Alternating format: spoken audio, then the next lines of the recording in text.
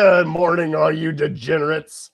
Loving Epic Mock Draft 26. Welcome to the Browns War Room. Good morning, Brian. Morning. Are you sure it's morning? It is 10 a.m. Eastern Standard Time. Shit, we already got our first pick off the board.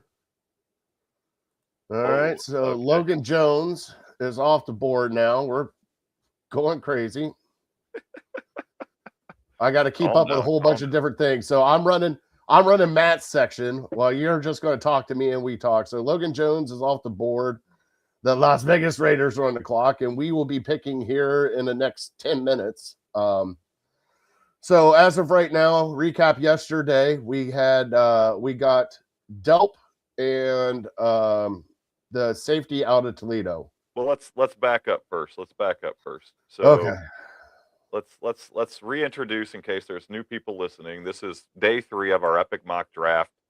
We are part of a 32-team mock draft. We are podcasting for the Browns. There's 31 other teams mocking for other teams. And so far, we've had 2 full nights of drafting. The first night, we ended up drafting Carnell Tate with pick number 6. And then we picked up Caleb Lomu with pick number 24. So we secured a left tackle for the future. We secured a wide receiver 1, we hope. And we moved into the second day of the draft, which Fatty and some of the other fellas focused on. What did you guys pick last night? So who was your first pick in the second round at pick number 70? Our first pick was the safety from Toledo, like Michael Warren or McNeil Warren. Yep, McNeil Warren. Great pick. Couldn't believe he was still there. Neither could we. That's why we picked him, and we figured they need some safety help. And then at what was it, 70? Yeah, 70.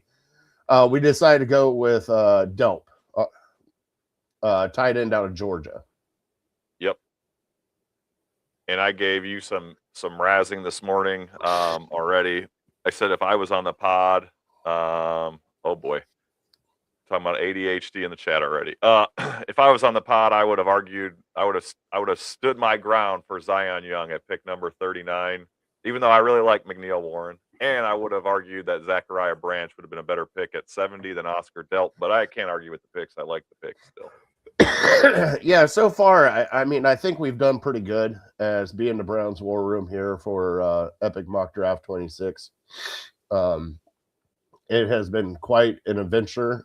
We've had ourselves and Big Mike on. We had Ken Carmen to start out yesterday, kind of give us the breakdown of round 1 that we did, and some people to look forward to today. So we got a couple of names that we're going to keep an eye on this afternoon or this morning, hopefully. And we'll see how the rest of this day goes, because I'm trying to keep track of 3 different things right now, and that is fun for me. We'll make it work. We'll make it work. So our next pick coming up is pick number 107. We're currently sitting at, for those who can't see, because there's not really an easy way to show you guys what's going on in the background here. The Raiders are on the clock with pick number 102. And we're sitting at pick 107. So Patty and I were talking about it prior to the show here. We are still looking for some of our biggest needs as the Browns War Room here in the heading into the, what is this, the 4th round, is slot cornerback, a slot receiver, linebacker, center / guards, help, and then quarterback. So we've got our eye on a couple quarterbacks. If you guys in the chat want to tell us about any quarterbacks that you might have your eye on as Browns fans, there's obviously there's a few left. Quite a few left, right? I think so far there's only been 3 quarterbacks that have come off the board in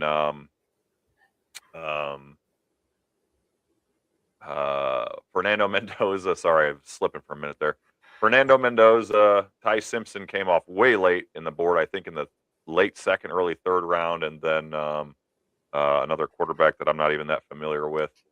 Let's see here. So Matt's asking who are the best inside the O-line available.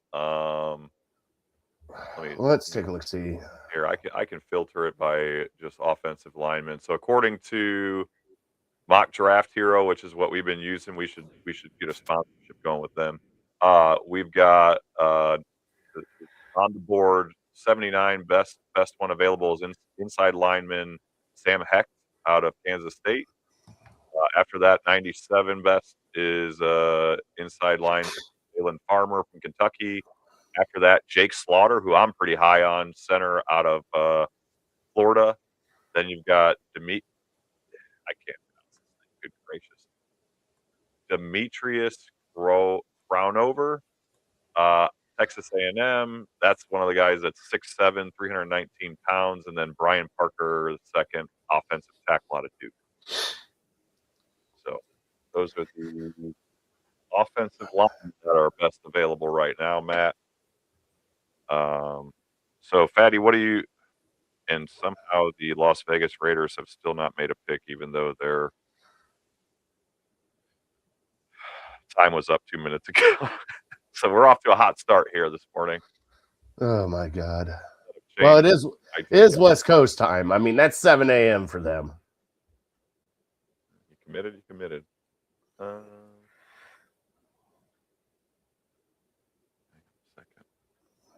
Raiders still haven't picked. Yeah, no, that's what everybody's saying in the chat. So, they're typing it in now. Skylar Bell goes off the board to the Las Vegas Raiders. Skylar Bell, a 6-foot wide receiver, which we've got plenty of those. So, see ya. I'm not too bummed about that if I'm the Browns. So what are we focusing on here? What do you want to focus on? What let's see here. Hold Hetch on. or Muhammad at 107. Genesis Smith is off the board for the Jets. Okay. Genesis Smith, who is Bills are on the clock now. safety. We got about 3 more picks coming up. I mean, here at the great thing is I think we did our service in the first couple rounds to where we can kind of play with whatever we would want to. We still need a slot cornerback. Still also could use some help at wide receiver and offensive line. So I think we could do no wrong with any of those 3 positions. I mean, what do you think? I'm with you. I think it's great. I mean, I feel like this is where you should be, right? Well, this is where you should be going into the draft. If you're any organization, right? Yeah. You're not really pressing for need. We've got Casey, by the way, showing some love. Thanks, Casey, for joining us this morning. I wasn't sure how many people would be up here at 10 a.m., hopping in on a podcast, but appreciate the love and support this morning. And so, yeah, well, it looks like we've still got 3 picks ahead of us. So, I mean, Igbinosun is still sitting out there. Now, I don't know. I've seen Igbinosun play. I mean, obviously, he draws a lot of penalties. Do we know? I've never seen him play the slot. Could he play the slot cornerback, do you think? Well, I mean, you can teach anybody, right? I know what you're saying. Some guys are built for being outside cornerbacks, I guess is what I'm saying. Yeah, no, and he might be an outside cornerback, but you also got to figure out, Denzel Ward's not the healthiest. Yep.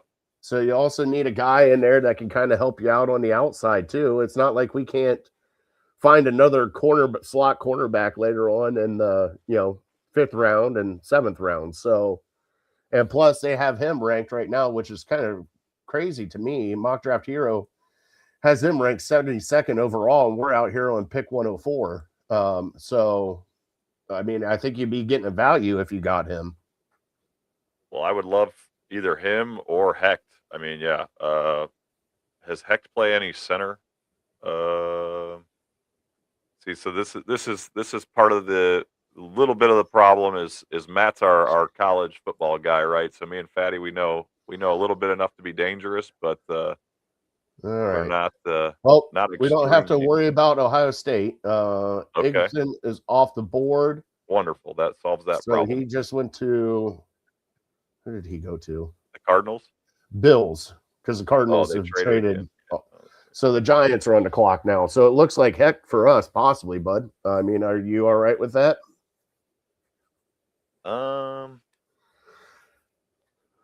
I mean, I guess I would take Matt's word over mine. I really like Jake Slaughter out of Florida, but between Matt and Mock Draft Hero, they're both saying that Hecht is a much better player. So I would lean on that. Let's see here. Dalen Everett is off the board. Cornerback out of Georgia. Okay. Minnesota, we are up next. Minnesota Vikings are on the board, on the clock right now. And they just took Sam Heck right in front of us. Well, there you go. There you have it. So now we're on the board. We've got, what, 2 minutes? Yes. So are we going to go two corners that are on Julian Neal and Malik Muhammad? You think we go Muhammad here? So Malik Muhammad is he can definitely play the inside. He can play the slot. I know that. Okay. So I do like that. Who's available at linebacker? Let's see. I'm not even focused on linebacker. Caleb Alarms or Keyshawn Elliott out of Arizona State, Harold Perkins out of LSU. I do like though that Romello Height, he's available but I would probably say we probably stick with what we need, and I do like Muhammad, so let's go Muhammad. Especially since we've got a newbie typing in on the draft board, right? I put it in. All right. So the Browns officially picked Malik Muhammad at pick number 107. So that gives us our slot cornerback, which I think desperately need. That was a position that was very, very sad last year. Harden couldn't do it, and it just was not. It was not great, in my opinion. So a little bit about Malik Muhammad. He was playing for Texas. The pre-draft grade on him was they were expecting him to go around pick number 92, so we definitely got a steal there. He's an experienced cornerback who earned second team All SEC honors from the conference coaches in 2025. He appeared in 11 games, recorded 30 tackles, 23 solo tackles, 2 interceptions, which built on a productive 2024 season where he had 36 total tackles. He's got versatility, possesses desirable length and athleticism with the twitchy movement skills to play both inside and outside. He will need to improve his tackling, which, let's be honest, almost every cornerback you could probably say that for. Consistency and play at a more aggressive approach in coverage. All right. So since you've been gone, we got 2 picks. We're firing away really quick. Okay, great. Who came off the board? So after us. Eli, hold on. Let's see here. Eli Raridan, and then Jalen Farman. Now Landon Robinson is off the board.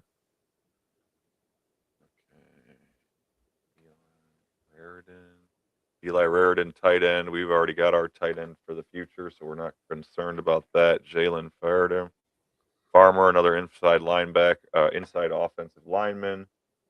Robinson, defensive lineman out of the Navy. So, I mean, the next pick, we've got some time here, so let's not get too excited about anybody, really. Our next pick is 144. Currently, we're sitting at on the board is pick 112, so we've got about 34 picks between us and the next round. We do have 2 fifth-round picks, so we should really aim to have 2 targets, I think. We've got pick 144 and pick 149. To me, that sounds like a great time to pick a quarterback, take a flyer on a quarterback. We've got 2 fifth-round picks, so I think we're all in agreement. If we're in the Browns war room, we're the GM, we're getting rid of Dylan Gabriel, right? Yes. Another person off the board, Caleb Alarms or linebacker out of TCU. All right.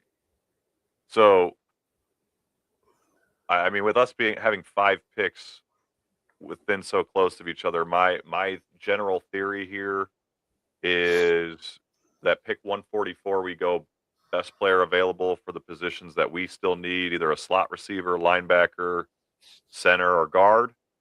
And then with 149, that's probably when we get cute and take our quarterback. How do you feel about that strategy? Love Carson Beck there. Are we really going to do this? We're going to do Carson Beck versus Drew Aller at pick 149? Guess what? Nobody's going to argue with me because guess what? I'm the one typing shit in. So have fun. This is what I've been waiting for the entire time. All right. Browns fans, Casey, Matt, Mike.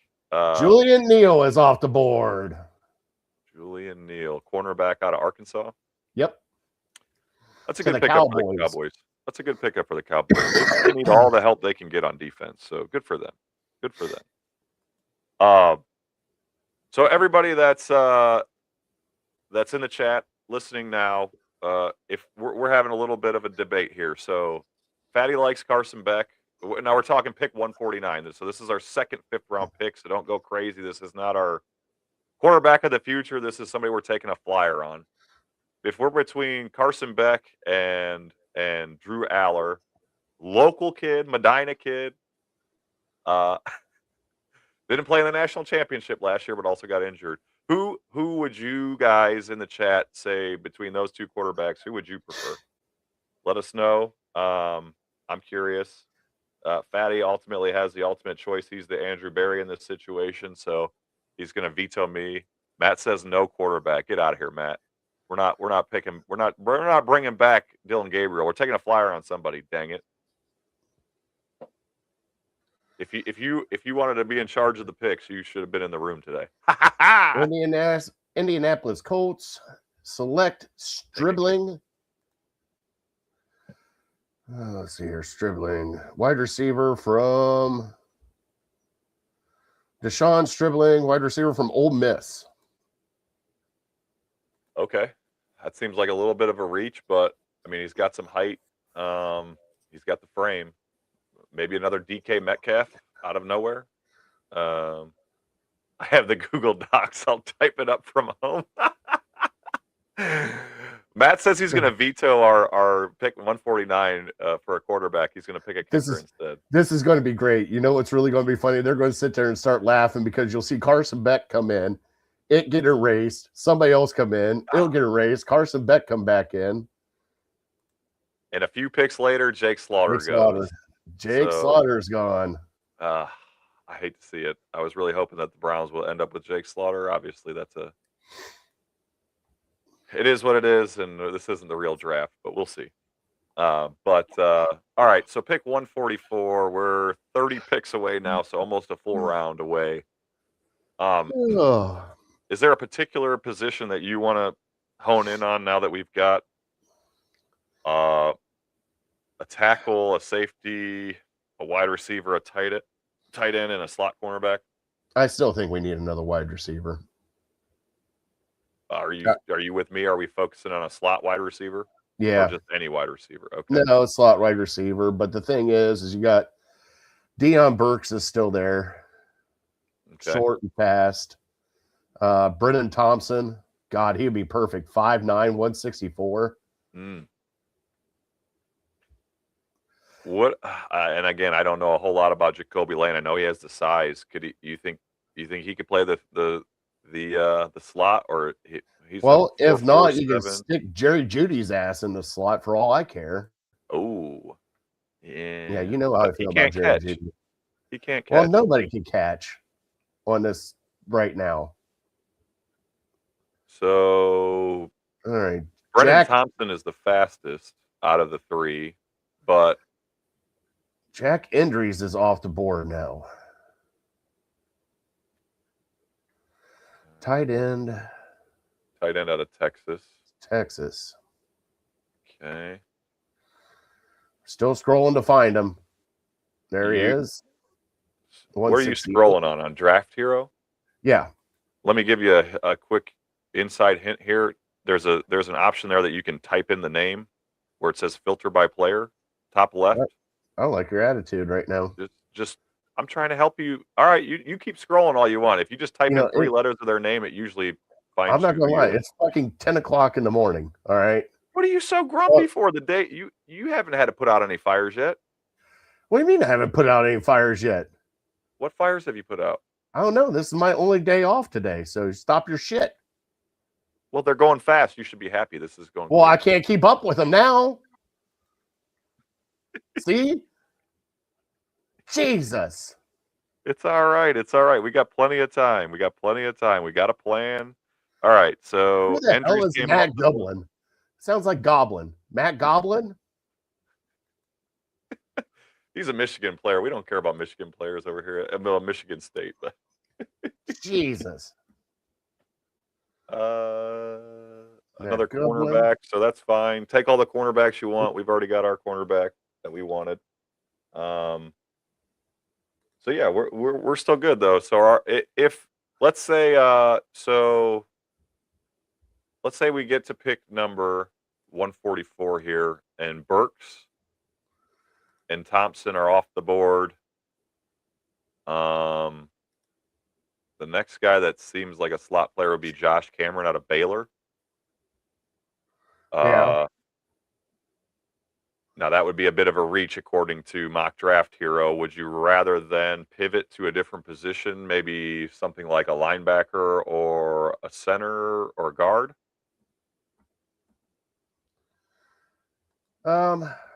Probably a center if we were going to do anything. Okay, so at the moment, the next best interior offensive lineman is Billy Scrouth, Notre Dame, 6'5", 310 pounds.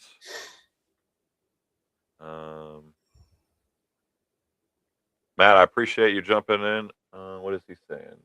Aiden Fisher, then Kevin Coleman. And I don't know. Aiden Fisher is not expected to be drafted until pick 176. Linebacker, Caden Coleman. I don't even see him on here yet. So what do you think, Fatty? You would want to stick with center. The only one that would be around the range would be Billy Scrouth out of Notre Dame, or next one would be Parker Brailsford out of Alabama, then Jaeger Burton out of Kentucky. Any of those names fire you up? God, they picked the wrong two people to do today. I'm not gonna lie. I tried to tell you. This was the whole reasoning to give you guys a peek behind the curtain. This was the whole reasoning that I was he says the Alabama guy. So all right. We have people just keep coming off the board. That's fine. We're doing fine. We got plenty of time before our next pick. This is not probably making for great radio, though, both of us trying to keep up with all this. Probably not. Go ahead. Usually me and Fatty are just doing the talking while Matt's doing all this technical stuff in the background. Now me and Fatty are trying to do both things at the same time. And yell at each other at the same time. Well, you're wrong, so that's easy. Oh, yeah, because I'm always wrong, Brian. Yeah, well, I mean, you were wrong about Todd Monken. Shut the All right, so we've got 24 picks until our next pick, and nobody's drafting wide receivers at this point. We've got a couple cornerbacks that have gone off the board, interior offensive linemen. I'm glad you get to see what I go through. Well, that's why it's nice to have you here, Matt. That way we have, somebody who can do the background work while me and Fatty yell at each other. That's what keeps the people going. Yeah, so I would think, yeah. I mean, hopefully one of our wide receivers is on the board and we can just get our slot wide receiver. And then you're seriously serious about picking up Carson Beck. You want him in the brown and orange, not just to mess with me. I'm just fucking with you. I don't care who we get. Well, who would be your favorite? Who would be the quarterback? So here, let's look at the quarterbacks that are best available right now. Okay. Nussmeier is actually the best one available, supposedly. Cole Payton out of North Dakota State. I heard Orlovsky saying he could go as early as the second round. But obviously he didn't play against top tier competition. So it's kind of like the Josh Allen argument. Then you got Drew Aller and Carson Beck right behind those two.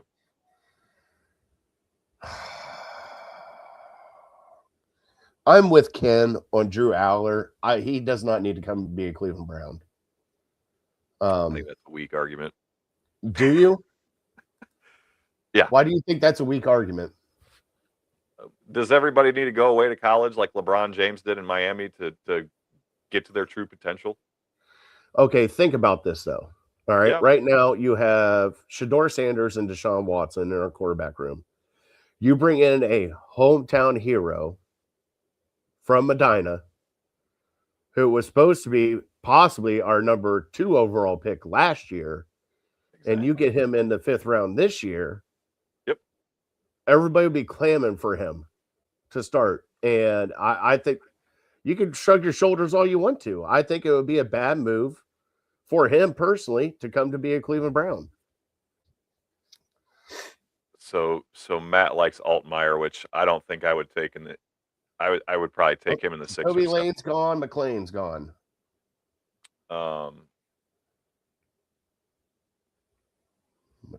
McLean, Jacoby Lane. Jacoby Lane. Okay, so that helps us narrow things down then if we're picking then between our 2 wide receivers if they're even still there. And Matt's texting me now in the 216. Okay, let's see here. 7th. Oh my God, here we go. Matt, buddy, we're struggling to keep up with the 6 screens in front of us. Yeah. Okay, another player off the board. Here we go. Royer, tight end out of Cincinnati. All right. So here's why I don't care about the fans' opinion. I mean, I am a fan. I care about my opinion. I care about your guys' opinions. But if I'm the Browns organization, I'm the GM, that does not factor into my decision as to who to pick at all. Like, did that factor into them bringing Joe Flacco back last year? Oh, they brought Joe. You know why they brought Joe Flacco back last year? Don't you start this shit. What do you mean? They brought Joe Flacco back last year just to throw the fans a bone because the fans were clamoring about 900 different things. They were trying to ease it over because they couldn't sign him when they went to the playoffs because Deshaun Watson was still lurking in the background. I agree with what you said there. They didn't bring him back, and that was a stupid move. See, this is why you don't do things based on like the fans. But if you think that NFL teams are doing anything to appease the fans, you're dead wrong. I would put a ton of money on the fact that there's no chance that Andrew Berry was like, oh, you know what? Let's bring Joe Flacco back to make our fans happy. They don't care about that. Now, if it's 2029 and they are having trouble filling those seats, absolutely. But this year or last year, no. All right, we got another guy off the board, Burke. Travis Burke, offensive tackle out of Memphis. Okay. 6'9". Jesus. Yeah, that's what I was telling you. That's like I think somebody mentioned him. I think like a DeJuan Jones type project, you know. So we'll see. All right, so the Jacksonville Jaguars are on the clock. We are now down to 20 picks before we're up, and if we're still focused on our wide receivers, which we are, we've got both Deion Burks and Brennan Thompson available as a slot type wide receiver. Now, again, there's a lot of picks between now and then, so let's just see how it goes. Okay, Patriots take Crownover, tackle from Texas A&M. Bills are on the clock. They take Jalen Husky. Cornerback, okay, that's good. So now we've got the 49ers. We're down to, we still got a ways to go, so let's not get too excited. Anybody else, you fans in the chat, anybody else that wants to take any particular positions or anybody you've got your eye on at pick 144? Obviously, this is a mock draft. You guys can't see who's available, but if there's somebody that you would think at 144 or even 149, let us know. We still got About 14 picks until we pick at 144. So Ken Carmen was on with us yesterday, as we talked about, and he made an argument for Altmaier, the quarterback out of Illinois, who everybody was super high on at the beginning of the year, and then that faded extremely quickly as Illinois got worse and worse and fell off in their rankings. How would you feel about him, I would Patty? be okay. I'd be okay with him. I mean, if anybody, we're picking him in the later round. You're not expecting him to start. It's a developmental thing. Yep. Well, I feel like that's how you should look at anybody, though. I mean, if you're picking in the 5th round or later, I mean, this is not another Shador pick, right? Like, you're right. All right. So Kalon Black is off the board. Kamara is off the board.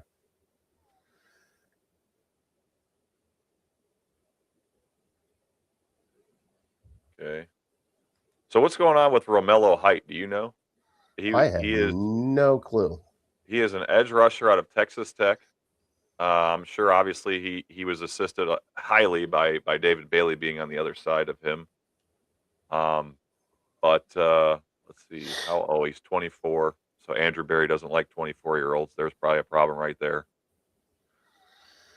6.5 tackles for loss, 2.5 sacks. Okay, well, I wonder if they've just assumed that he's going to get better with more time. Let's see here. So we have got. Oh, somebody messed up the board again. Dang it. He'll come back. Oh, I know. I think the guy from the Bears had an epic day yesterday. What do you mean? Tell me about it. He was all in the chat and all going nuts, and yeah, I have no clue what was going on there. I'm being dead serious. Like, is he the one that you guys were talking about? Was talking smack about all the other picks, and then when it was up to him, he forgot to pick. Yeah, that was the guy. It was absolutely crazy. I'm being dead serious. Like, I was like, what the hell is this going on there? I couldn't believe it. It's like, guys, it's a mock draft. Like, you're really taking it to this level? People take these mock drafts serious. Look at Matt. Matt and his brother are very serious about their mock drafts. Well, I get that they're very serious about the mock drafts, but like, we're with 32 other teams here. It's not like, all of us doing one together and busting each other's stops. It's fair. Like, 32 other people here, and it's like, come on, man. Yeah, that's pretty wild. That is pretty wild. Well, while we've got some downtime here, let's talk General Browns talk while we're here. I mean, if you are the Browns and we end up with this draft war chest, this chest of treasures, Carnell Tate, Caleb Lomu, McNeil Warren, Delp, and Muhammad so far. I mean, are you any more optimistic about the year than you were prior to the draft? Okay, hold on. People are popping in. Don't worry about it. Just. Well, I'm trying to keep up for us because now Chase Roberts. I'll keep up while you talk. I'm keeping up on my end too. So go ahead. You want me to rephrase the question? Rephrase the question. So prior to the draft, you feel one way about this Brown season upcoming. After the draft, if we end up with Carnell Tate, Caleb Lomu, McNeil Warren, Oscar Delp, Malik Muhammad, so far what we've seen in this mock, yes. Do you feel any better about the Brown season heading into the season? Do you think they're going to get any more wins than you thought maybe they would prior to the draft? I don't know about wins, but I feel better about the talent now that we have. If it was now, obviously we'll figure out on the 23rd how all this is going to shake down at Flyers Bar and Grill in Parma Heights. Join us there live. But you like that one, didn't you? You like that transition? I do. Okay. So, if it goes, I think the thing is I don't know about wins, but I feel better because we would upgrade so many positions. So we would Yeah. upgrade the wide receiver room. We added another stud tight end. We got our tackle that we can kind of develop. He doesn't have to start right away. And then we got another safety because Delpit's in a contract negotiation. You know, he's got contract coming up. We got Ronnie Hickman. Always nice to have another safety. So, I mean, as of right now, but I think, and then we ended up getting the corner out of Texas. So you have a slot corner. Yep. So we're kind of filling holes here. So I'm liking what we're doing, but it's also, you know, as we all talked throughout everything, but it's all how they develop too, when they get here, and how we trust this coaching staff to develop them. And that's where we're kind of going. Holy shit. This is going to be done before lunch. Hopefully, because I'm ready for a turkey sandwich right now. You're not I'm the ready, only man. one. I think we're going out to eat today. Ooh. You going out? Where are you going? I don't know yet. I asked the wife what she wanted. I want to try something new. That's kind of been our thing, going new spot. So I'm going to talk to the kids. What pick are we on? God, it's flying fast. We are on pick 136 right now. New Orleans Saints are on the clock. We've had Chase Roberts, Nussmeier, Lee, Payne, Fisher is gone. Emmett Johnson, Jack Kelly was the last one to go. Now Bryce. Oh, look at that. Is that Bobby Boucher? Boucher? Bouchetter? Yeah, he must be out of Florida. Oregon. Linebacker out of Oregon. I'm just joking. And the Eagles are on the clock now at 137. So you're keeping up with all that? Yep. I'm keeping up with it. So Good, you can talk more. So I could exit out of the mock draft hero because you got that, and I'll take care of the Google Docs, correct? Yep, that'll work. All right, thank God. Killing me. Here's the top linebacker. Oh, Jesus God. Who's the top linebacker and wide receiver and offensive line? You got a phone, look it up. Jeez. Matt, we can't be doing this with the communicating all that to you, but You got the wrong two people that asked that questions. Well, let's see here. Top linebacker. I know there's a kid out of Clemson. There's probably a kid out of Georgia. What about that kid out of Florida? Do you know that kid's name? He said, okay, bye. All right, Matt, here you go. So if we're going based on mock draft hero, if I narrow it down to inside linemen, linebackers, and wide receivers, here's the top available. Is Deion Burks, wide receiver out of Oklahoma at 95. Brennan Thompson, wide receiver out of Mississippi State at 115. Keyshawn Elliott, Arizona State linebacker out of Arizona State. Harold Perkins, linebacker out of LSU, 131. Billy Scrouth, inside offensive lineman out of Notre Dame, 136. Torian York, linebacker out of Texas A&M at 148. 150. Parker Brailsford, Alabama, interior offensive lineman. What do you think, Matt? Throw us your thoughts while we're Bill. I think me and Fatty are kind of focused on the wide receivers, Burks and Thompson. They both fill a need that, and they're, currently some of the best players available. So, well, we don't have to worry about Drew Aller. He is off the board to the Philadelphia Eagles. No. Well, Carson Beckett is. No. Come on, guys, quit screwing up the. Oh my God. Well, the San Francisco 49ers are another team that just keeps screwing up the whole thing when they type in their pick. Kind of hard to keep up with the picks when people take the whole board from me. Matt said go wide receiver and lineman here with the next two picks. I agree. Yeah, well, those are the two biggest positions of need overall for our Browns. So, come on, guys, fix the damn thing. It would have to be an interior guard. It'd be nice if we get a nice left guard. Well, there's Billy Schroef gone. Guard from Notre Dame. I don't understand. Guys, fix the. Come on. And we're back. We're back. And Thank we're back. goodness grief. Okay, what pick are we on now? Let's see here. We're at okay. Pick We got a couple picks. 140. All right, so I got Botcher, Allers off the board. Austin Barber. Drew Aller gone. Barber is gone. Matt said he would go Slaughter. You know, next time we do an early morning like this, somebody needs to bring donuts and coffee. I don't know who it is. We need to get an assistant or an intern to drive to North Olmsted to bring me coffee and to North Royalton to bring you coffee. I'm good, baby. I'm good. I've been up since 6:30. My kid gets me up early every day. I would kick that kid down the steps if he did that to me. All right. So we've got 1, 2, 3, 4, 5, 6 picks before us. We're not kicking no kids down, no steps in this house. Oh, God.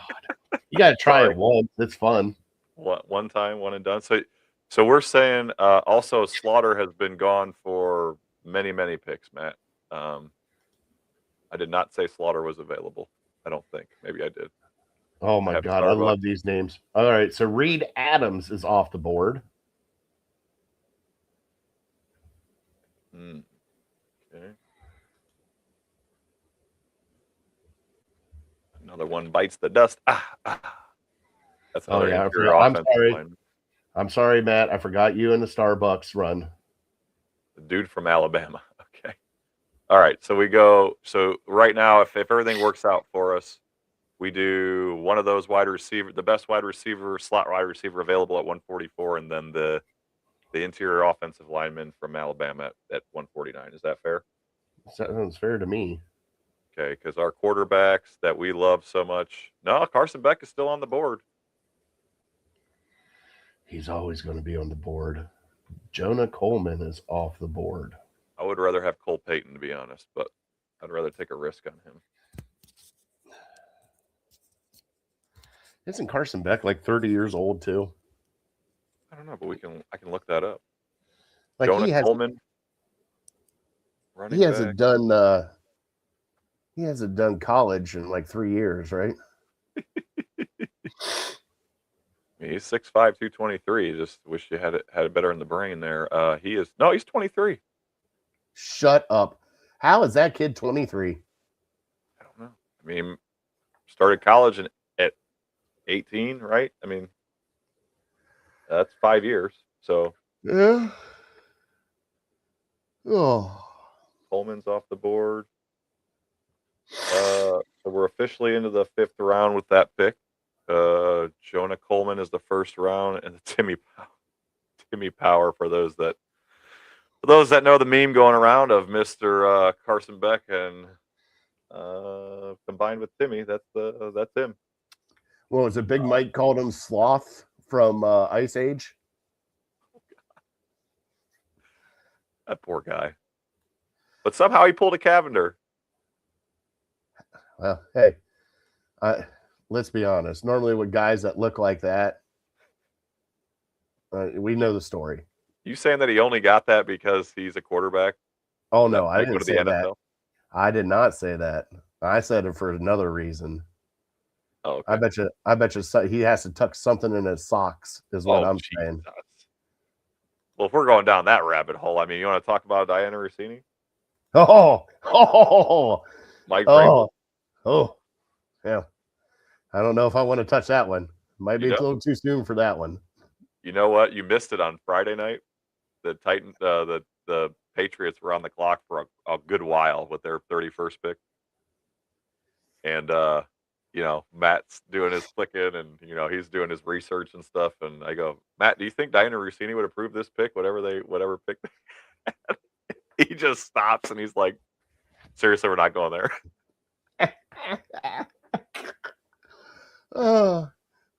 I've never done a Lake Effect lounge at 10 o'clock in the morning. Yeah, it's not as exciting. My brother-in-law texted me last night. He's like, "What happened to Lake Effect Lounge? What the hell?" I was like, "Sorry, bud." I was like, "We had other responsibilities this week." If that's what you call it. I mean, oh my God. Yeah. time People, time commitments. all right, people, we're in the 5th round here. Let's just fire names off. I'm going to do some research here on Romello Height. But Matt, what's going on with Romello Height, Texas Tech edge rusher? Why is he falling so far?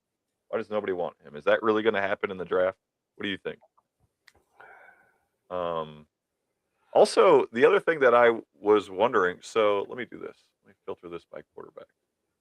So in this mock draft, which this is 32 different teams with 32 different mindsets, the first quarterback picked was Mendoza at pick 1. Ty Simpson was not picked until the end of round 2 at 61. How wild is that to you? I mean, do you think there's any world where that actually happens? No. I think somebody would take. I think Ty Simpson will be probably late 1st round, early 2nd round. I think somebody will trade back in to try to get him because I mean it's a quarterback. So I agree. We do have some breaking news per Adam Schefter. Oh, okay. Lay it on me. Cowboys safety Marquise Bell arrested and charged with possession of a controlled substance and marijuana on Friday. Oh boy. Nothing like a cowboy getting in trouble with a controlled substance. You know, it's sad to say this, Kind of like Michael Irvin in the bathroom doing lines off the sink. Huh? Billy Manziel, I mean. Billy Manziel. It's kind of nice. It's kind of a weird thing to say, but it's nice when this news breaks and it's not the Cleveland Browns that are at the forefront of it, to be honest. All right, so Matt chimed in here, said concerns regarding his undersized frame, age, and inconsistencies against the run and injury history. That's fair. I was wondering if it had something to do with his age. So definitely thanks for. We're still waiting on the Titans? On the Tennessee Titans. And they've been on it all week. So that's surprising. So, yeah, I mean, I'm just, yeah. And the other thing that I thought was hilarious, right, by the way, is did you notice that all these problems are now happening in Atlanta with the Falcons? Yeah. Like, the Browns' problems just seem to have disappeared since Kevin Stefanski's been gone, and now Atlanta Falcons players are getting arrested. I'm sure it has nothing to do with Kevin Stefanski, but like, there's a coincidence there. Yeah. Well,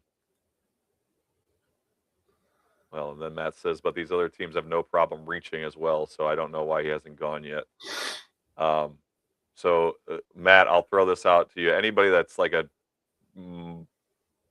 draft guru, look at this.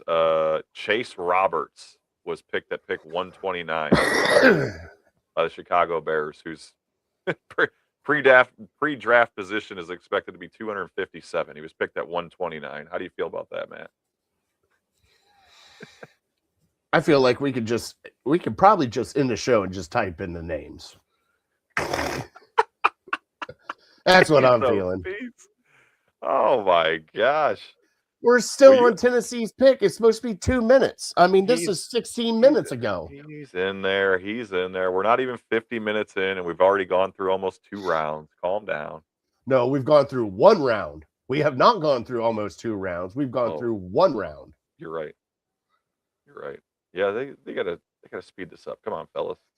It's a Saturday. I got shit to do. I hear you, Craig. I hear you. I got things to do. All right. I can't even pronounce this guy's name. What the hell is this guy? Prysock? Esficians? Epihisons? Yeah, I guess so. Okay. All right, so we got 1, 2, the Cephians? 3 picks before us here. Prysock. Okay. I don't know who that is. I don't know. I have no clue. Let's just focus on Browns talk. All right, Keyshawn Elliott is off the board. Now we're moving with some hot sauce. There we go. Well, now the Titans are back on the board. And he better pick quick. He better. All right, so we got the Titans and then the Giants. So if the Titans don't pick one of our receivers, we're good. Right? Right. I mean, yeah. I mean, So what we do we don't have to got for think- wide we- receiver? We don't have to think on it too hard. We No. have Deion Burks and Brennan Thompson still available, both of them.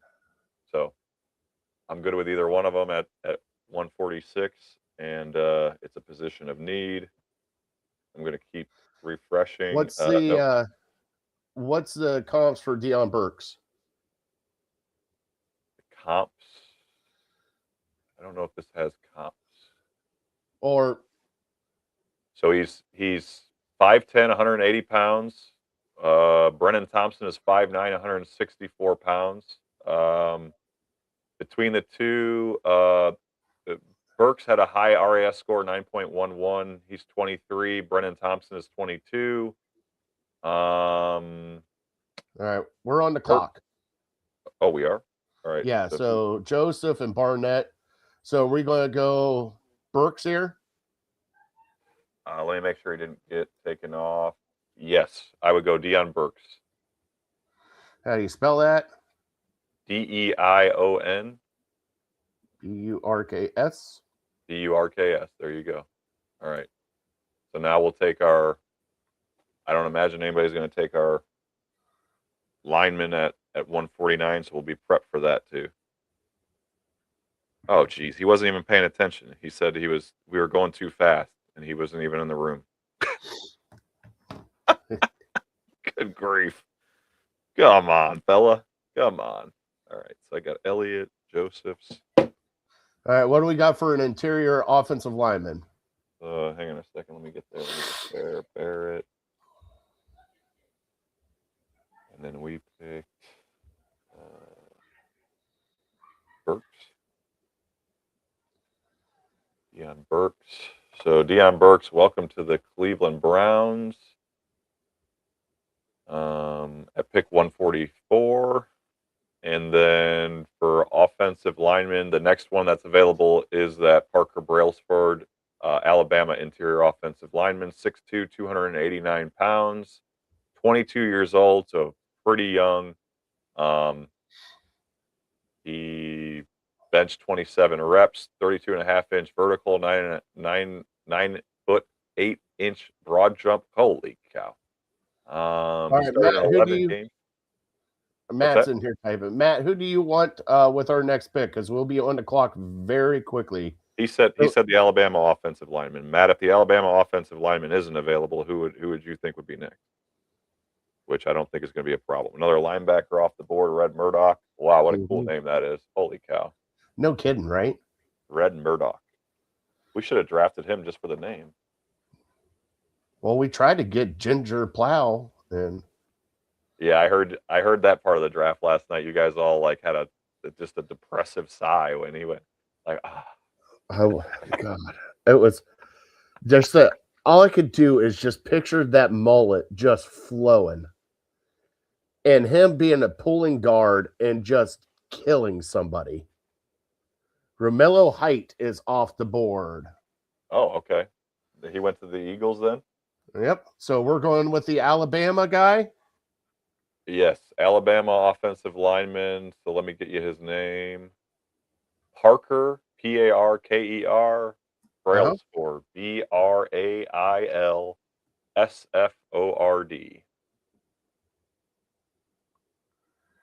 All right, he's in. I hope I spelled that right. They'll figure it out. I hope so. So hey, not bad, dude. We got a slot wide receiver in Deion Burks. We got inside, a guard, whether it be right or left. Right? Yep. So yep. I think we're doing pretty good today. I think we're doing great. I did not spell it right. Oh well. So do a little bit. So we've got now about 50 some picks until our next pick. So let's try and do a little bit of a deeper dive into the two picks that we just had. So Browns fans that are in the comments, let us know. So in round 5, we kept both picks. Pick 144, we ended up with Deion Burks, wide receiver out of Oklahoma. Should fill in the slot wide receiver nicely. And then at pick 149, we got interior offensive lineman Parker Brailsford out of Alabama.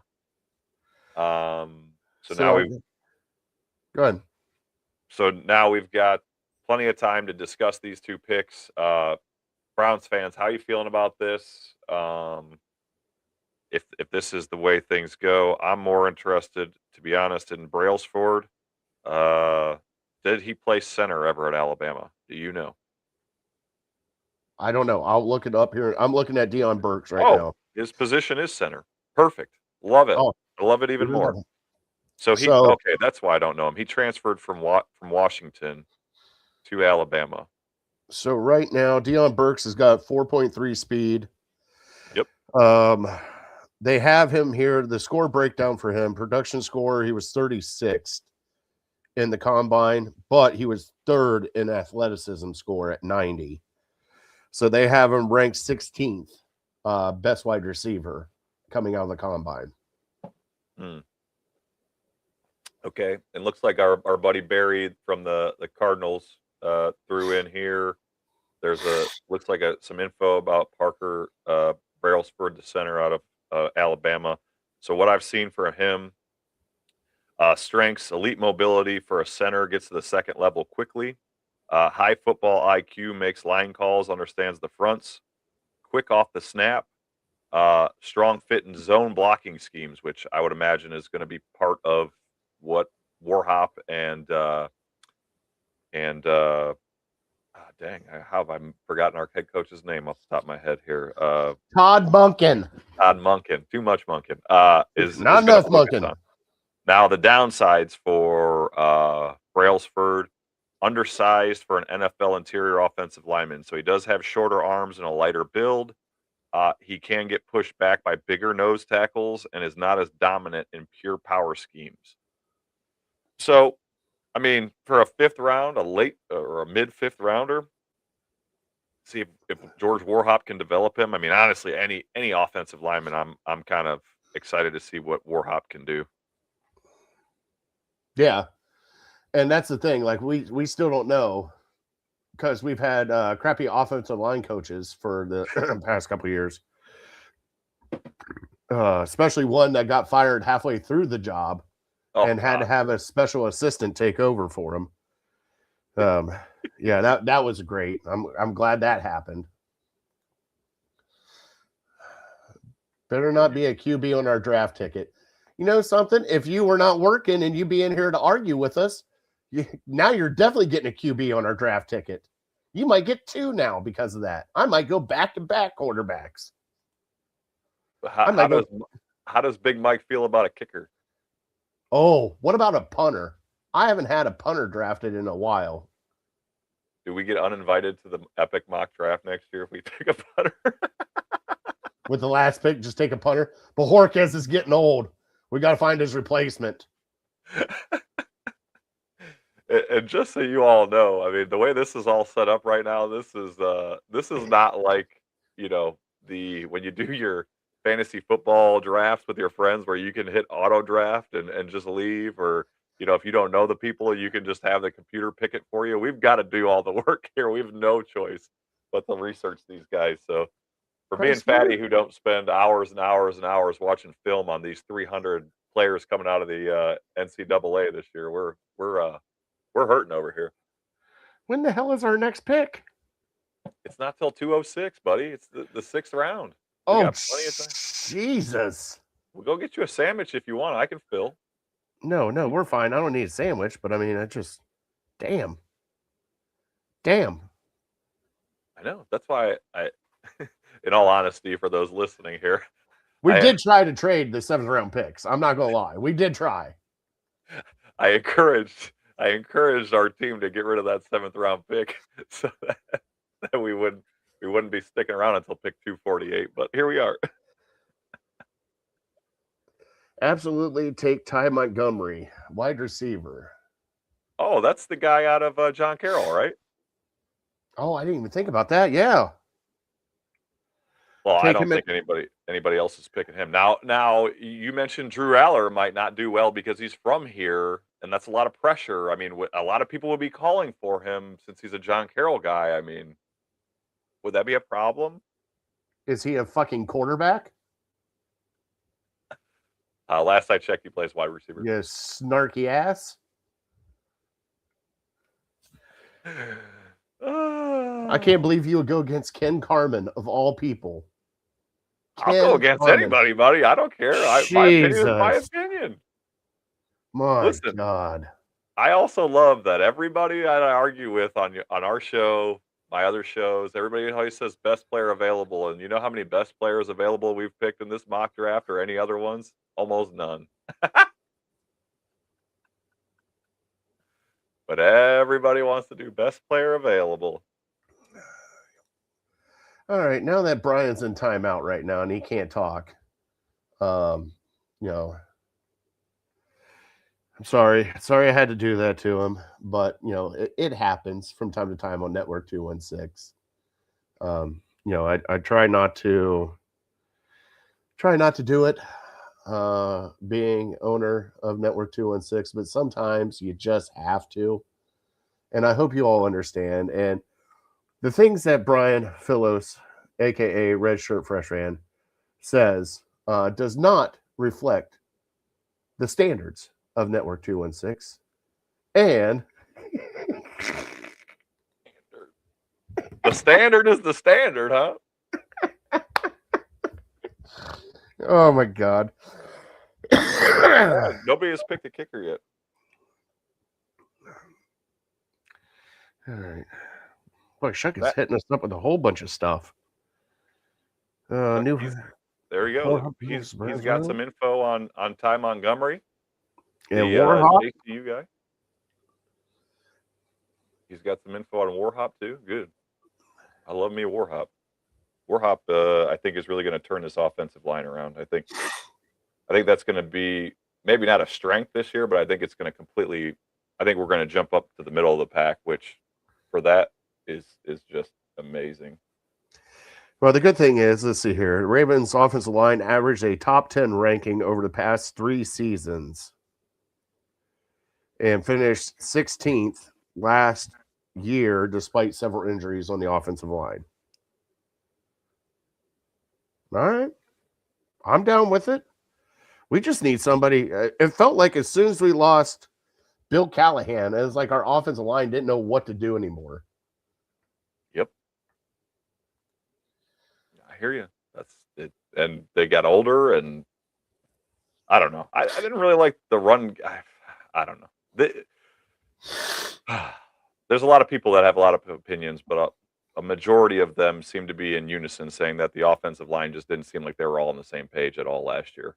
So when that's the case, you know, everybody that knows football talks about how offensive line has to work as a group and in cohesion and all that stuff. And if one person thinks they're blocking one guy and the other guy thinks the other guy's blocking, and you got a guy coming right up the middle, then, you know, and yeah, it was just disgusting.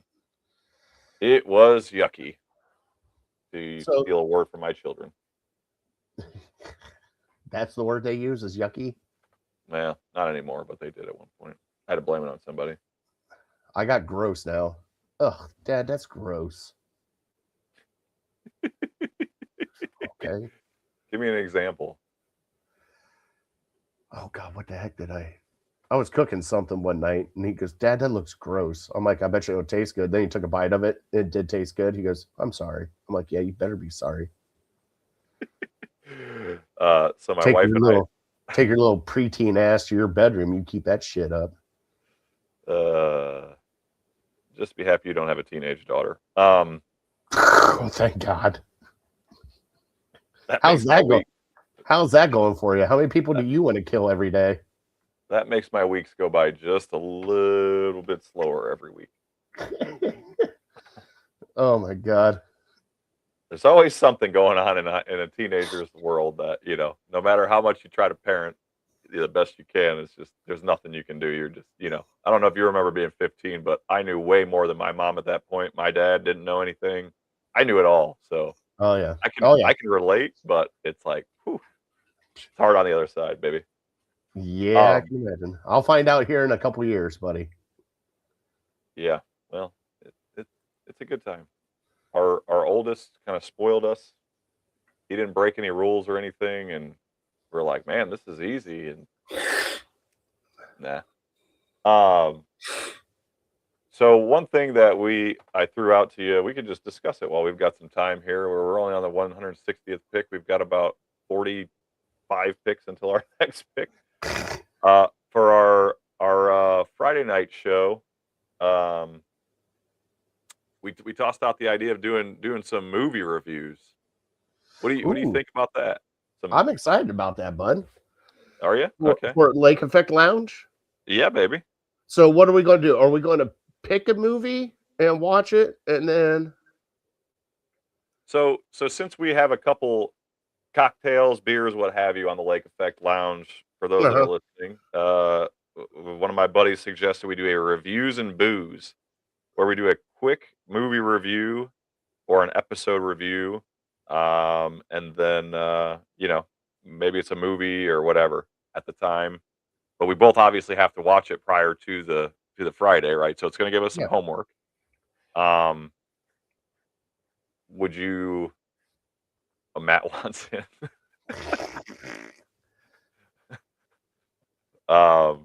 So would you rather start off with a show or a movie? Dude, I love movies, so let's do a movie. Okay. Now we got to pick one that we both haven't seen, right? Oh, we could have seen it. I mean, we could. I'll rewatch it. I don't care if it's a good movie. Let's reach out. So people that are listening in, throw us out some good movies. I mean, we're both around our 40s. I mean, maybe we're both 29, or maybe 40s ish. Look at this face. I'm 22 years old, man. Me and Carson Beck are just slaying twins. Let us know some ideas for movie reviews, show reviews to do on our Friday night show. Obviously it could be sports related, could be anything, honestly. Hey, I can do this one. Debbie Does Dallas? I've never seen it. Oh my God. And just so we're clear, anything that's black and white, I've never seen. So it's not black and white. I'm just letting you know. It's got XXX all over it. You've never seen Debbie Does Dallas? No. Well, that's our first movie review. All right. Okay. Thank you, Matt.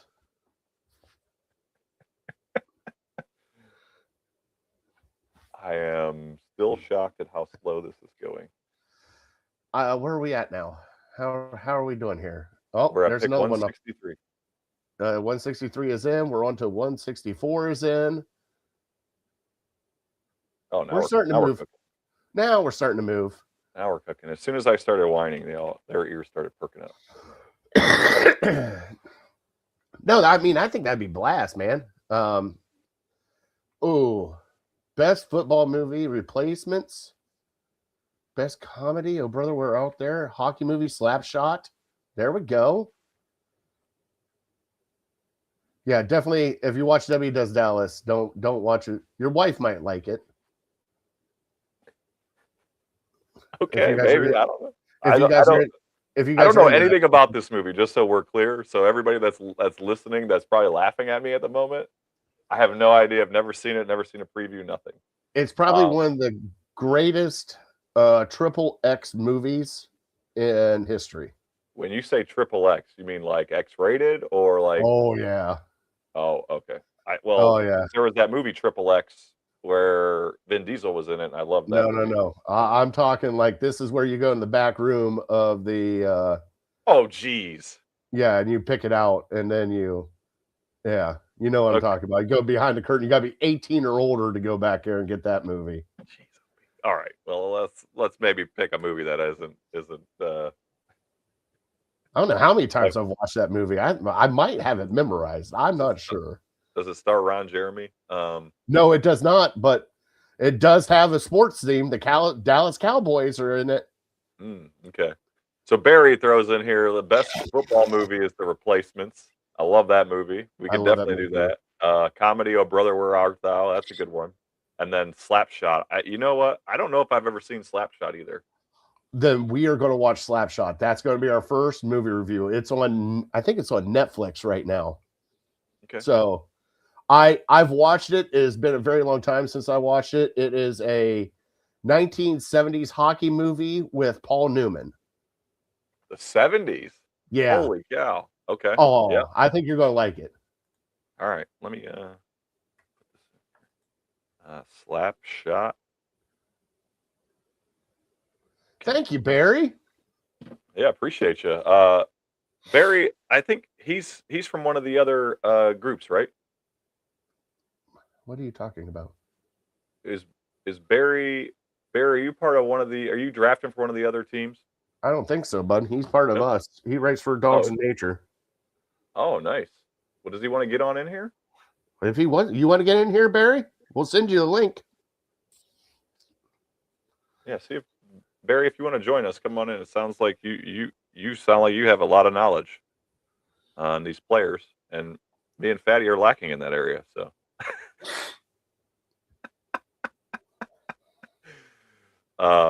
let's see here. Okay, so yeah, now we're cooking here. Now we're cooking. Here, hold on. Let Got a couple me. more players coming off the board. Another Mizzou guy. I'm still sad. Oh, wait a minute. Oh, they messed that up.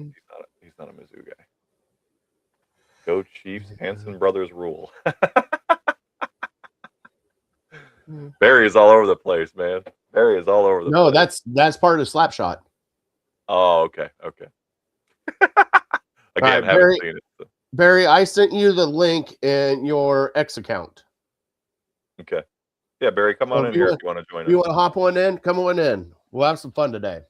Doesn't have to be for long. Can be a short time, what have you. But all right.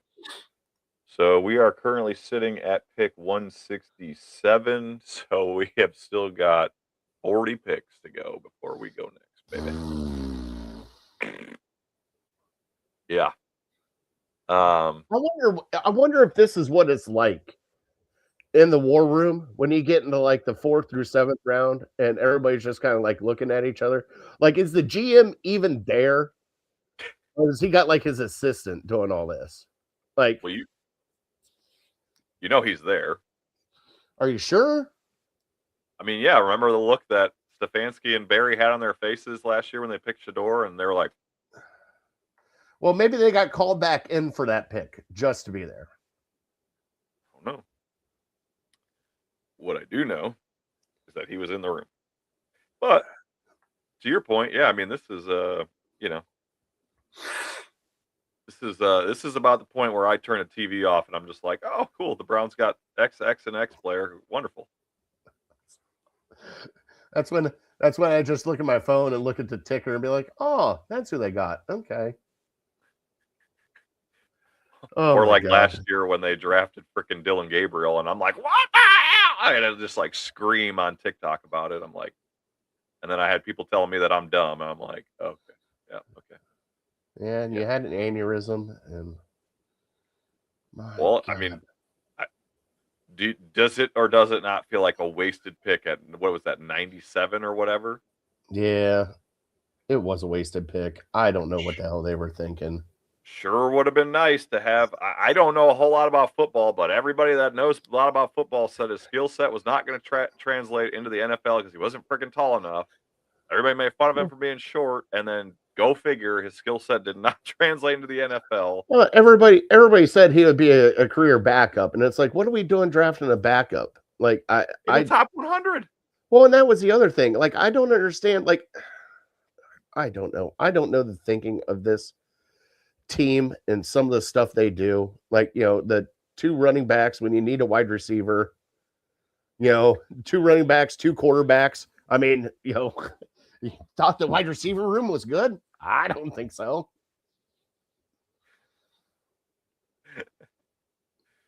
I mean, even as much crap as we're giving him, I mean, it still was a good draft last year. A lot of questionable decisions. You found some great staples on defense. Yeah. What did you get on offense? Harold Fannin. And Quinshon Judkins. Oh yeah, and I forgot the other running back. Samson. Dylan Didn't we Sampson. draft another running back too? Feels like we always draft like 6 running backs. No, but what's his name? I mean, he really came on at the end of the year when Judkins went out. I think we got him from Miami. I can't remember his name off the top of my head. Was it not Mostert? He's got some great nickname. Dang it! I gotta look it up. See how you're doing here? We're both losing it right now. I'm actually good. I'm good, man. I mean, this is running back depth chart. Oh, Rocket, right? Raheem Rocket Sanders. Yes. Yes. So like, he was pretty decent. That's why for my war room for this, I wouldn't even draft a running back if I'm the Browns. I'm sure they'll surprise us and draft 3 running backs in 2 years, but I wouldn't. All right. Desmond Claiborne. Speaking of running backs, another running back off the board. Nice. Somebody's looking to trade up and we'll send these picks in return. I wonder, hey, let's bundle our picks and see if we can't jump up and then we can end this show early. Go ahead. Do it. I don't think anybody's taking our picks. I don't think so either. Can't wait to take Carson. Is Carson Beck off the board yet? No, he's still there. Data boy. So, yeah, we have the 10th to last pick in the last round, and we have the middle end of the 6th round pick. So they have this going to, oh my God, they have this going to 2:00. Oh yeah. Well, again, we're only an hour and 15 minutes in, and we're got to be almost through with the 5th round, right? Nope. We got supplemental picks. All right. So we got 170. So we've got about 90 picks to go. All right. I'm going to run downstairs, get some water. I'll be right back up. Yep. You're in charge. Look all handsome. Yeah. Thanks, Patty. So I'll just do a recap then. So for those that are listening, we're doing a mock draft for the Cleveland Browns. We are doing 32 teams. We are the war room for the Cleveland Browns. We started this Thursday night, round 1. Friday night, we did rounds 2 and 3. Today, we're doing rounds 4 through 7. So far, we are the Cleveland Browns GM, and the board falls to us as it has. These are the picks that we have made. Pick number 6, we picked Carnell Tate, locked down a wide receiver 1. We all believe that he would be the best pick available of what we had. It was a very much a group consensus, actually. Then we move along later in the draft, round 1, pick number 24, which we acquired in that trade last year when we fleeced the Jacksonville Jaguars. Pick number 24, we ended up taking a tackle out of Utah, which we also have that Utah head. I think it's the head coach or line coach coaching the offense, helping coach the offensive line. So that would actually pair perfectly, I think, for your Browns. Caleb Lomu is who we picked, the offensive tackle, who's supposed to be a left tackle in the NFL.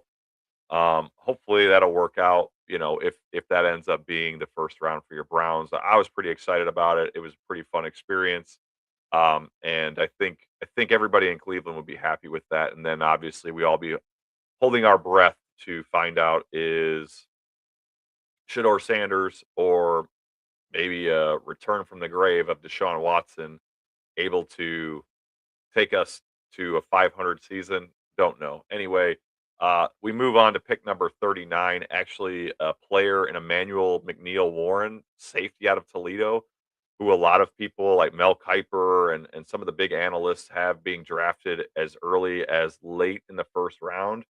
He drops to us at 39. And although I wanted to make an argument for Zion Young, I think Zion Young is also a first round pick. I think the guys did a great job picking McNeil Warren at 39. It fills a big question for us and gives us some depth at safety because of Delpit being in his last year of his contract. Hickman we just tendered, and then we move on to another pick in the third round, which ended up being Oscar Delp, a tight end out of Georgia who's very familiar with uh, Monken, and yeah, he seems to be a really good fit for 12 personnel packages and a perfect pairing to go along with Harold Fannin Jr.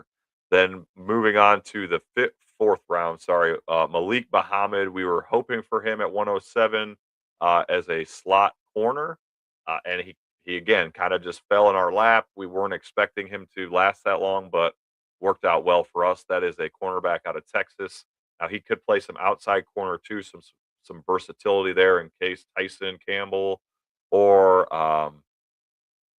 Denzel Ward go out, which we know Ward is going to miss a few games every year. So I think that would be great. Then moving on into the fifth round at pick 144, we picked a wide receiver out of Oklahoma, a slot wide receiver in Deion Burks. And then pick 149, Parker Brailsford, interior offensive lineman. He actually played center, was with Washington, then with Alabama at 149. So we solidified. We've got a bunch of young players right now. We've got we had one of the most youngest teams in the NFL last year. We had some of the most rookies play the most snaps last year. And this would kind of double down on that, right? I'm hoping that in reality, the Browns trade up, get rid of some of this fifth, sixth, seventh round picks to move up to get a player that they absolutely love. Now, we in this mock draft, we didn't have a whole lot of time to do something like that. But, the board fell to us. So we end up with Carnell Tate, Caleb Lomu, Emmanuel McNeil Warren, Oscar Delp, Malik Muhammad, Deion Burks, and Parker Brailsford so far with 2 picks to go. I like it. I think the Browns' chances of hovering around 500 increased dramatically. I think with the 2 wide receivers and the 2 offensive linemen, along with everything we did in free agency, I think it gives us a chance to really see what Shedeur Sanders has, right? Hopefully they give him the whole year, see what he's got. And in all honesty, I'm a Shedeur fan. Fatty will make fun of me, but I'm a Shedeur fan. I'm rooting for him. Hopefully he shows that he was worth a first round pick last year, even though we got him in the 5th round. And hopefully he can show you some things and resurrect this dang offense that has been sputtering between him and Monken and Warhop. So we'll see, right? If I think if we can hover around 500, get 8 or 9 wins, I think that would be a huge step in the right direction. Obviously, would completely blow up the people that want to have a high pick in the 2027 draft, which, according to everybody that knows this draft, says that 2027 draft picks are like pure gold and worth way more than a 2026 or 2028 or any of the other drafts around that, just because of all the high players that are going in that round. You're going to have Jeremiah Smith. Most likely, you'll have the Manning out of Texas coming out. You'll have Dante Moore coming out. Just a lot of young talent coming out of that draft. So if we end up, winning 8 or 9 games, it's gonna obviously we're gonna fall, but hopefully what you find out is that you have a quarterback for the future, and then we don't need to keep throwing darts at the board. Kind of how similar to how we all felt when we had Baker Mayfield those first couple years before they ran him out of town. Fatty, do you feel refreshed now? You're still on mute, buddy. Do you feel refreshed? I guess. No, I just need to go downstairs, get some water, bud. We're That's good. what I'm saying. Do you feel refreshed? All right, getting there. You give me a little breather now that I've ran for about 10 minutes straight. Let me get caught up on the picks that have been made, and then we'll go back to the repertoire. Did you go over our live event that's coming up? Nope. Take it away. All right. So, Network 216 is going to be live at Flyers Bar and Grill in Parma Heights, right off of Pearl Road, and I can't remember the other one. I can't either. I can't either, but it's right on the corner there. Great place. They got back patio. They got a volleyball pit. So you got to play some sand volleyball. We will be there for the first night of the draft with a shit ton of specials, as I will pull up those specials for us. I didn't even think about this. Let me. You gonna share your phone screen? I might. Yeah, I might. share the specials with the folks. There's gonna be Hold on. yeah, I'll just let you do it. I'm getting into it. This is great stuff right here. Let's see here. Enter They're already studio. gonna have some good deals. So You got the oh boy, the fatty cam. fatty cams in effect. Let's load up some. Let's see here. If you like beer, if you like why not- pizza, if you like wings, What am I doing? be a good All right, chance. so it's already in here. Matt did it last night. Bam! Right there it is. Network Oh, there 216 you go. live draft party. You got draft day bingo. Picks 1 through 5. You get a special $2 domestic drafts. Pick 6 through 10, $8 for a dozen wings. Woo. 11 through 20, Tito's and mixers, $6. And 21 through 32, $7 burgers and a domestic draft. Also, this is the best one right here. If there is a trade in the first round for 10 minutes, you can get an unlimited topping pizza for $10. Also, there is a draft board contest. Fill out your top 10 picks at draft night. Winner gets a $50 bar tab or free wings for a month. So one time a week, you can go to Flyers Bar and Grill and get free wings or a $50 bar tab. Some great stuff they can do for us, which is awesome. Can't thank them enough. Tommy has been amazing to us. So we will be there live. I know myself will be there. Brian will be there. Matt will be there. Big Mike is coming up from Cincinnati. He'll be there. Brian Shaw will be there. I think Voorhees is working on coming out. So pretty much the entire 216 crew will be there. We'll be live. And we'll have some other things going on too. We'll have some fun. Be there for pick 6 and pick 24 if they pick at 6. I highly doubt they pick at 6. I hope they don't pick at 6. But if they do, we will be there for everything. And I can't wait. Brian, I can't thank you enough for setting us up with Tommy and a wonderful place at Flyers. Little history. We did find out about Flyers. It was supposed to be a Playboy restaurant. Yep. Which I did not know. So we got some history there. So come out, hang out with us. Like I said, we'll be going live and we'll be rotating in and out. So it'll probably be 2 or 3 of us on screen at a time. Everybody kind of rotating out, and we'll be having some fun with everybody else. Like I said, we'll have some Network 216 stickers. There are 216 stickers there with the QR code on them. So you can hop in, give us a like and subscribe on all of our channels at Facebook, YouTube, Twitter, Instagram, TikTok, all of them. So just come out and hang out with us. It's going to be a great time. I know Brian's excited. Mr. Bud Light King is all ready to go. I'm super excited. I know there's going to be a decent amount of people there already, and we're hoping to get more. I mean, I would love, part of the fun of this is interacting with the fans, and I'm real proud of my opinions, right? So not everybody agrees with me. So when I get to have conversations with people in real life, that's even more fun than on the virtual, even though it is a lot of fun to do this and get Fatty's blood pressure up. Which it will be up with the $8 wings. Not gonna lie there. I was gonna say, I mean, I want to actually let's pull that back up. I want to so number one, $2 domestic drafts. Thank you. That'll help me out. But you stick around to the end, you get $7 for a burger and a beer. Yeah. Wow. I mean, that's phenomenal. Again, Tommy really hooked us up for this. You guys And will don't enjoy forget draft day bingo that we have. I forgot to even say that draft day bingo. You get a bingo card. They're going to have prizes and everything else there. And if you get a bingo on draft night bingo, plus, hey, not going to lie, they're letting me in charge of the PA system. I can't believe it. Oh, they might take away that privilege after the first 5 minutes. Yeah, they'd probably take away that privilege within the first 2 minutes. But no, come out and hang out with us. They got TVs everywhere. They got a full bar. So the way it's set up is it's almost like 2 circles in there. So where we're going to be set up is the actual dining area where the circle's at, where the stage is at.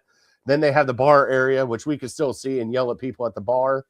And then in the middle, I hope they didn't get rid of that pool table because I might want to hustle some people on that pool table. Especially Brian over there rolling his eyes. You won't be hustling me, buddy. No, please. I can hustle everybody. All right, how are we doing over there? Are you all caught up?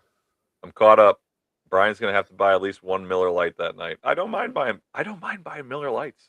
So Matt, and this is nice that Matt's not here. He's in the comments, but he's not here to defend himself. So Matt is a big Miller Lite guy. I'm a big Bud Light guy, right? Even through the Dylan Mulvaney and all that stuff. So but Matt and a lot of other people that are Miller Lite fans just give me a bunch of grief for being a Bud Light fan, and I don't mind it at all. But I will drink a Miller Lite. I don't mind a Miller Lite.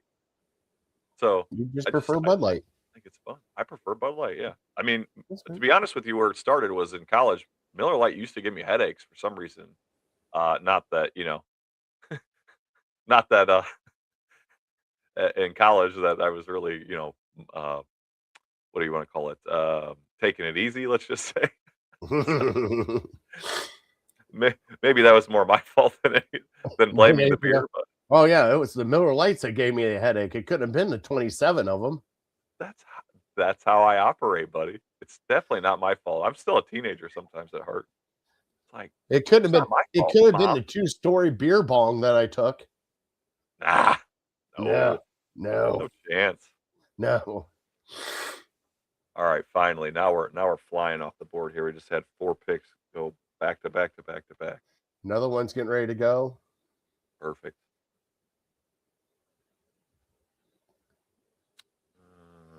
Dude, these names are like I've been doing a mock draft show and we have focused on the first round.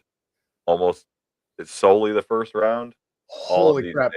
Scroll up to the New Orleans Saints and the person they picked, the guard from Oklahoma. Pronounce that kid's name. Oh, wait, that's a different player. The Saints. Fabichi Nawawu? I must be missing something. Pick 172.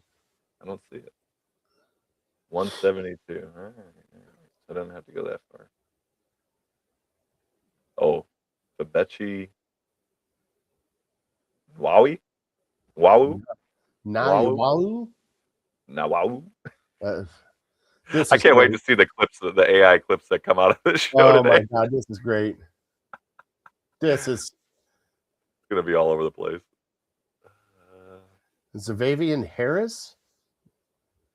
Why would you have a Z and an X? What? I think it's probably best that Matt's not seeing who these players are that are coming off the board. Maybe he's monitoring it on his phone anyway, but some of these players I'm just like the guy who just came off the board was linebacker Jaden Duggar out of Louisiana Lafayette. Mock Draft Hero has him ranked as the 328th best player in this draft.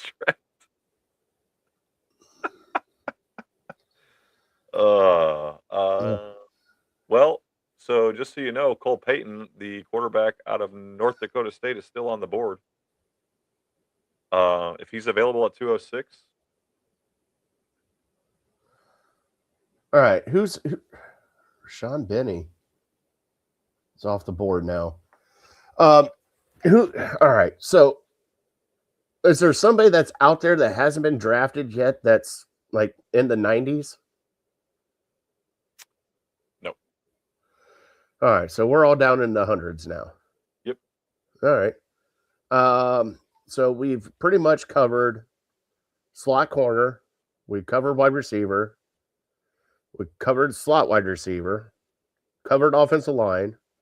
We got a safety. We got a tight end, right? Mm-hmm. Let's see here. You cannot go wrong with an edge. I was gonna say, yeah, we could definitely. I think we could definitely throw in a linebacker and maybe a defensive lineman. That's what I'm thinking at 208, and then save our last pick for a quarterback. Okay. So best defensive lineman or linebacker at pick 206, and then quarterback at 248. Throw a dart. Okay. Matt said offensive lineman. Yeah. I think we're throwing a dart here no matter what. So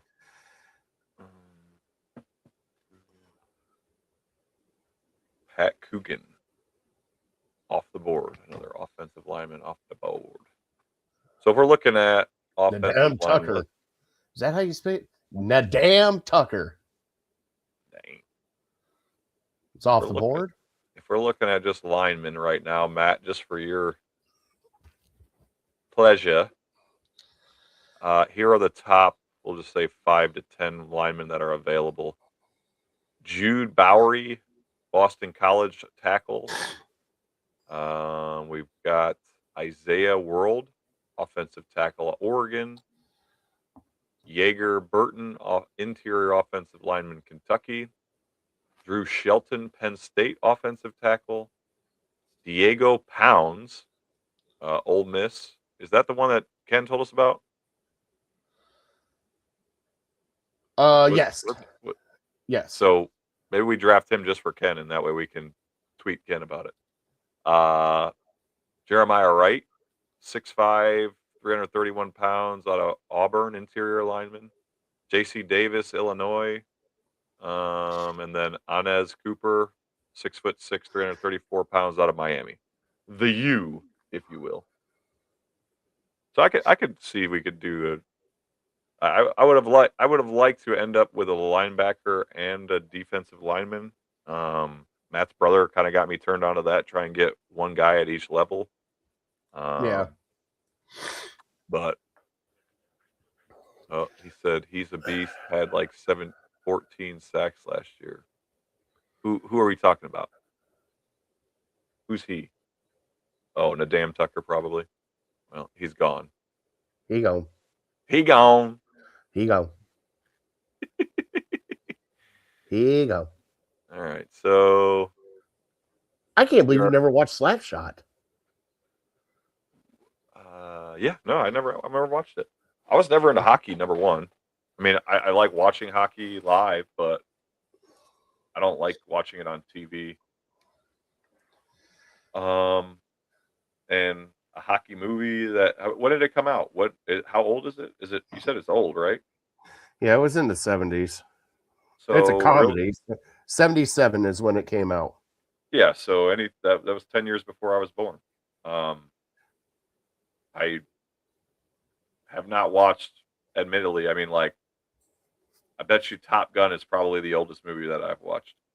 Oh my God, we got to get you.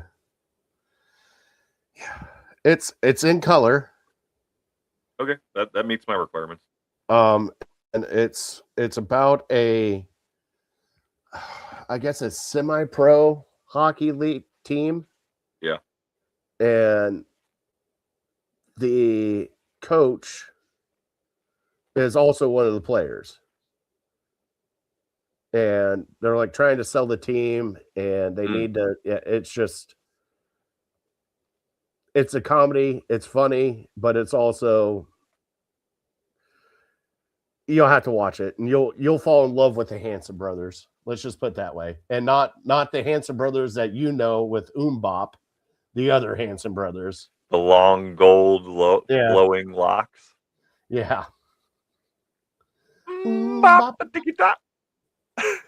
For some odd reason that would never. Shit, by the way. All right. Wow.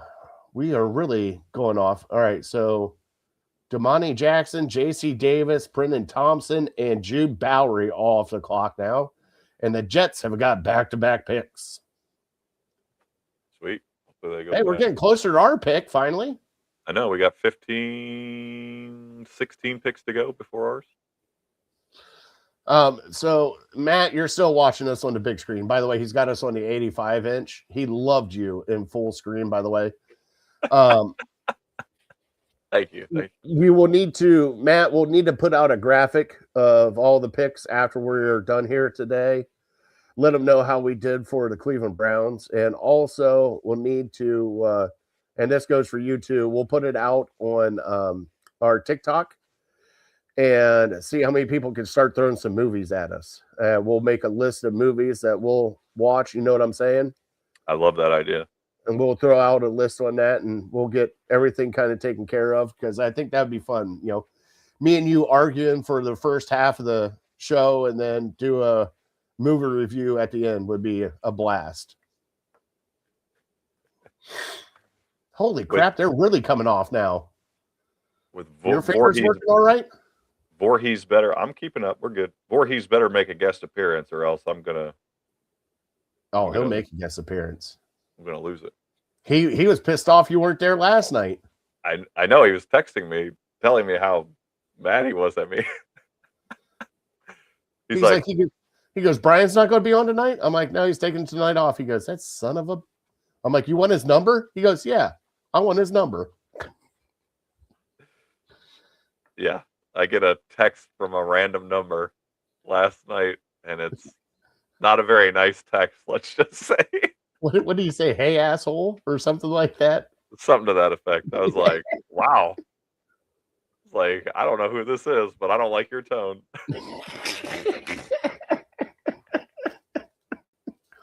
Well, that goes for pretty much everybody at 216. Yeah, that's Christ, the Carolina Panthers, I think, have already typed in there.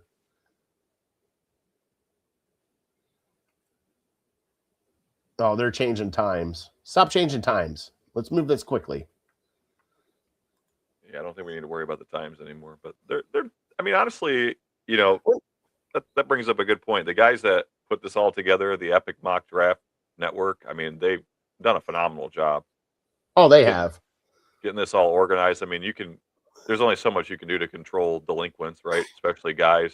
I've organized guys trips of anywhere from 6 guys to 12 guys. The more guys you have, the harder it is to keep everybody paying attention. So we thank you guys very much for having us be part of this war room. And honestly, it's been a lot of fun. I think yeah, I wish they would do. Well, I don't know how you solve the rounds 4 through 7. 10 a.m. is not a very fun slot, probably for you and I and anybody watching, right? It's like no, not the ideal podcast time. Most people are probably dealing with their hellions, their kids, and oh yeah, so what have you. But it's still been fun. It's been fun to bust your balls a little bit here this morning. Our guests abandoned us for the 10 a.m. spot. They were like, 10 a.m. Woo! No, thank you. Yeah, gotta love that. They did not want no part of that. The Cowboys guy said, anybody that wants me to come on their pod, DM me. You want to reach out to the Cowboys guy and see we can compare notes? Which Cowboys guy? The Cowboys guy from the Epic Mock. Okay, hold on.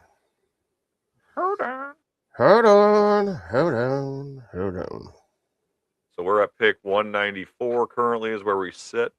About 10 picks till our next 11 picks till our next pick. So we've actually got one coming up here. Not too long from now. Do you want him on our show? I don't know. I asked you for your opinion. You can say no. You're the boss. I mean, I was just looking for somebody to jump in for maybe 5 minutes or so. Not somebody to, you know what I mean? take over the show like they always do?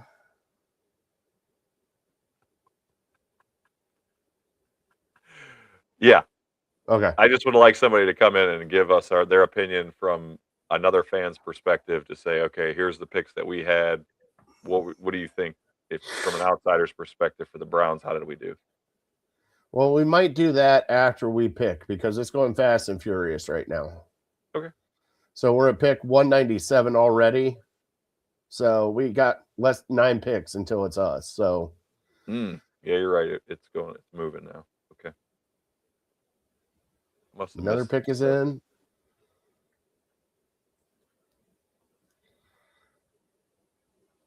Yeah, they're flying everywhere, bud. This is awesome. Keep it up. What did I miss? What do you mean? What'd you miss? You missed everything. Where are you at? I'm trying to go up here. Oh, here we go.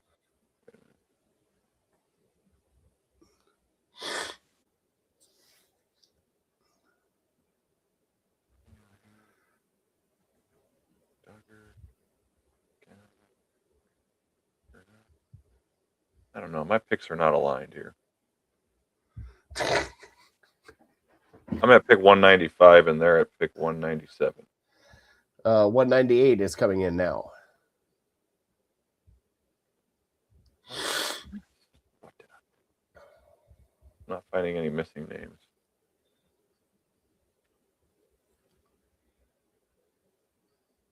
Well, hopefully we don't screw this up. I don't know why. Yeah, I'm like one pick behind, I guess. But I don't know who I missed. And you give me shit. Cleveland Bank.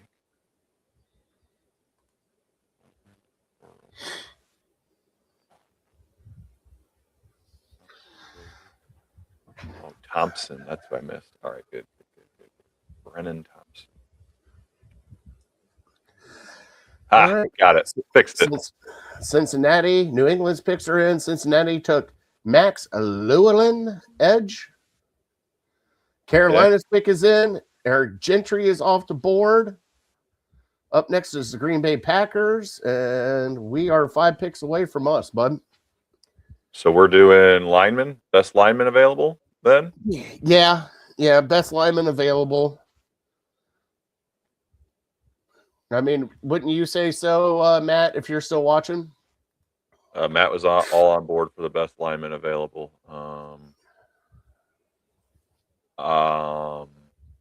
I wanted to look at D line and linebacker. So the best player out of all those is Zane Durant out of Penn State, but he's fallen pretty far. So I don't trust the Penn State offensive lineman. No, that's a D lineman. Okay. Jaeger Burton, he didn't sound very excited. So Zane Durant, Jaeger Burton, Drew Shelton, Diego Pons, Jimmy Rolder, Michigan. I don't like Michigan people. Jeremiah Wright, Anez Cooper. Those are all the linebackers, and offensive linemen and defensive linemen. So all right, Renee Konga is off the board. How many picks we got till we're up? We're at 202 right now. New England Patriots are on the clock. Refresh here to make sure I get the updated. Yeah, I think we go. What do you think about Pounds? That was one that Ken Carman said, big project, but he's an offensive lineman. How big is he? Let me look it up here. Gentry. We took the center from Alabama. Yeah, we already took the center from Alabama. He keeps asking me to list who's available, and I list who's available, and then he asks who else is available. This is working out great. The guy out of Ole Miss. So the top 3 offensive linemen are Jaeger Burton out of Kentucky, Drew Shelton, tackle out of Penn State, and Diego Pounds, Ole Miss offensive tackle. The Diego Pounds is 6'6", 325. All right. Right tackle. I do voice the text, but it's picking up Fatty's voice. I would say we do Pounds. Pounds. What the hell? I'm down with it. I mean, Down Ken with the Carmen Pounds? was down with Pounds, baby. Down with Pounds. I mean, Ken Carmen was very high on him. Yeah. We'll see if Carmen approves us picking him at 206. Why do these people go to the? I know. Why do they do this? They don't have to. I know. Like, what is wrong with these people? Makes life hard for us. Sitting Now here I got to scroll all the way back down. My right finger is killing me. My middle finger is killing me from all the scrolling today.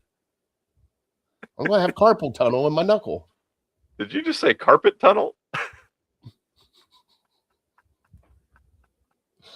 All right. Oh my God. Let's see here. What did I miss? All right. All right. So Curtis Allen is off the board.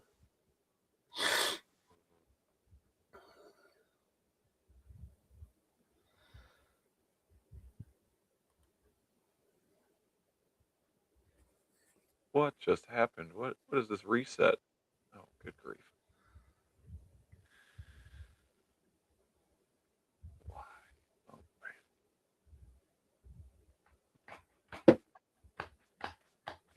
Oh, that's what it is. Okay. Woo! Kolwinski is off the board. Monica Lewinsky?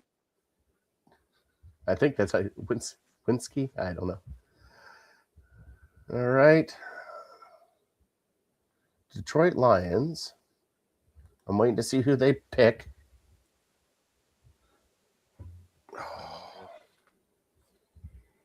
Allen, Curtis Allen, Cyrus Allen.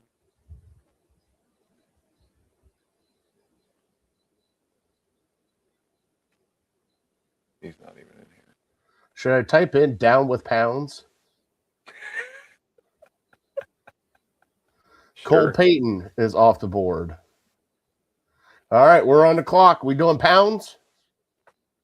Pounds, baby. Just hang on a second. Let me refresh here. Go fast. Peyton, yeah. So Pounds, he is Diego, Diego Pounds.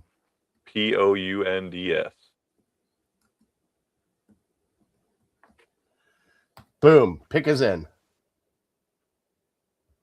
Pound down with Pound. Here we go. All right, so we have one pick left, and that's at 248, right? Yep. Oh, we can have fun with that pick. Dang near Mr. Irrelevant. We could definitely have fun with that pick. I'm surprised that none of the quarterbacks have gone off the board yet. Cole Payton went right before we picked. Did he? Yep. Oh, that's right. Diego Pounds, offensive tackle. So, and he's from Ole Miss. All right. Sounds like a good project. Diego Pounds. Heck yeah, right? Let's see here. What wide receivers are there left? I don't know. Hang on. Wide receivers. Jeff Caldwell out of Cincinnati. Kendrick Law, Kentucky. Reggie Virgil, Texas Tech. Cyrus Allen. Actually. Well, Kendrick Law is off the board now. Okay. Kendrick Law gone. Cyrus Allen, Cincinnati. Caden Wetjen, Iowa. CJ Daniels, Miami. Michael Sturdivant, Florida. Ty Montgomery, John Carroll, still available. Yeah. We ain't going any lower than that, right? So, no. there you go. Those are all your wide receivers available. Should we take Montgomery at 248 if he's Sure. there? I like it. It sure would make the fans appreciate our draft, no matter You what. You would think so, right? Yeah.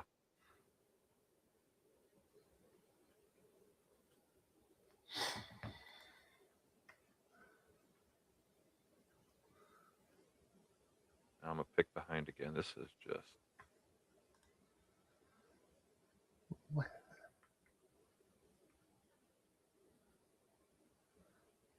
Should I just type in his name now? And then we could just leave? Yeah, I guess we could just monitor to see if he ends up getting picked or not. That'd be a lot easier than following along. I wonder if anybody sees it as they start scrolling down. They're like, hold on. And then they put him in. Yeah, you don't want to do that. You don't want to tip our hand, right? It will be nice next year if he does it different, because following along with this Google Doc and all these people having access to mess up the Google Doc has been quite an interesting adventure. I'll say that. It hasn't been that bad, though. I mean, it's been a good event. I appreciate the time that they gave us, and it's been fun for us. We get to have some fun with it for a weekend. Oh yeah, no, it's been fun. I'm not complaining. Gets me some names in the second and third day to keep an eye out for. Yeah. Well, and we got Diego Pounds. So Ken's gonna love it. I'll message him right now and let him know. And with pick number 206, your Cleveland Browns select Diego Pounds, offensive tackle out of Ole Miss. Yeah, I mean, honestly, like I said, if this is the way the board shakes out. What was it, 206? 206, baby. 206. This is the way the board shakes out. I mean, obviously, I'm not too concerned about these picks here in the later picks, but they're all flyers, right? You're cashing in lottery tickets there, or hoping to anyway. But I mean, we're pretty excited here as Browns fans. So, interestingly, the wide receivers draft. I mean, we can kind of go position by position here. The early on wide receivers. First round wide receivers ended up being Tate, Lemon, Tyson, Conception, and Cooper out of Indiana. Denzel Boston did not go in the first round. He ended up going early in the second round. Ted Hurst was the seventh wide receiver drafted, and then Chris Bell. Chris Brazel and Zachariah Branch actually made it to the third round, which is interesting. Those are some names that are exciting. And then if I move it over to running backs, the only running back drafted in the first round, as expected, Jeremiah Love. No surprise there, went overall to the Titans. And then his running mate, Jadarian Price, ended up getting drafted in the second round, pick number 62. Not surprised. So for your fantasy football leagues, maybe those are the two names that you would want to focus on, probably, right? As early as we are in the offseason here. Mike Washington Jr. and Nick Singleton both went in the third round. Fourth round, Kalen Black and Emmett Johnson. So those are your running backs. Let's see. Let's focus on tight ends. Tight ends, first round, the only player to go in the first round, Kenyon Sadiq. Second round was Eli Stowers, who I guess has a better pre-draft grade than Claire and Delp, but I don't know enough about. But only tight end to go in the second round. Round 3, there was a run. You had Max Clare go right before our pick. Oscar Delp, tight end Georgia, with our pick. Then Sam Roush, tight end of Stanford. Michael Trigg, Baylor, Justin Jolly, NC State, all go in the third round. So let me ask you this, Fatty. As far as a Browns fan's perspective, if Max Clare and Oscar Delp were both available at pick number 70, would you have still gone Delp? Yes. Why do you like Delp over Clare? I just think he's more athletic. Okay. That's just me. I mean, I might be wrong, and normally I am, but I just think he's more athletic. All right, so far today, what have we picked today so far? So name off the picks and the names. Yeah. So I the can, Browns, right? yeah, I'm putting them up on our X account right now. Malik Muhammad. You know what? You want me to just take a picture and send it to you? Would that be easier? That might be easier. I know And how good you are at spelling, so I don't want to make this any more difficult than it has to be. I'm still going to have problems. Right. These, I believe, I double checked the spelling. Could be wrong, so you can blame it on me if you want. Brian on the 85-inch. Oh yeah, baby. Matt, do I look good in high def?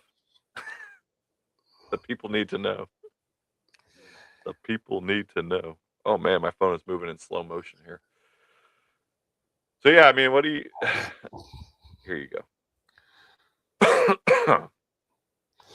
I'll update that. Take the last pick here.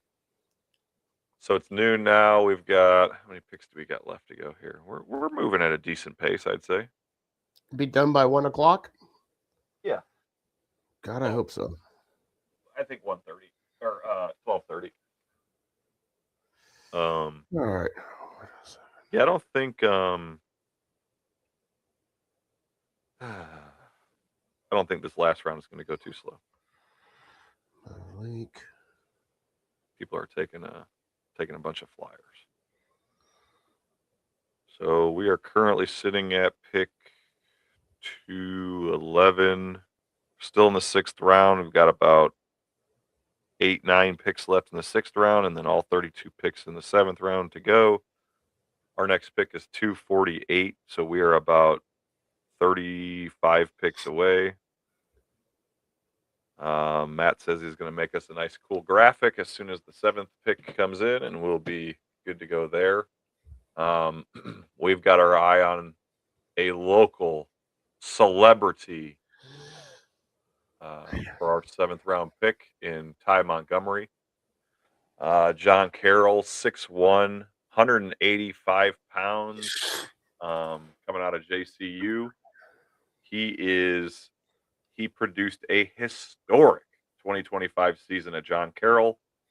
119 receptions, 1,528 yards, 15 touchdowns, while leading his team to the Division III semifinals. How would you like those numbers on the Cleveland Browns? That sounds a little more exciting than Jerry Jeudy, huh?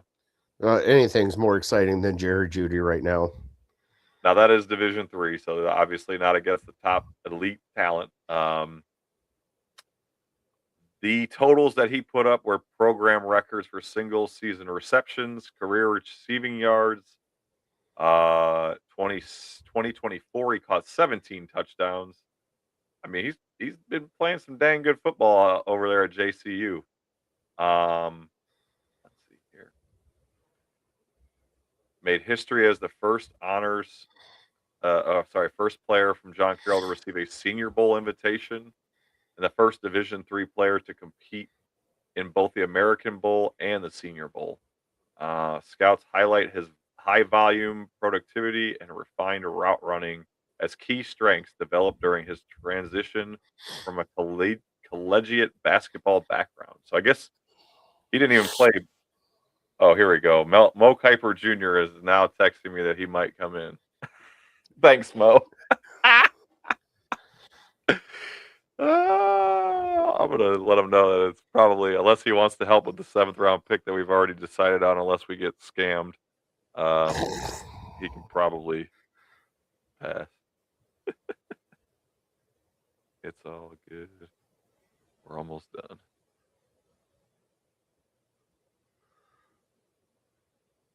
All right.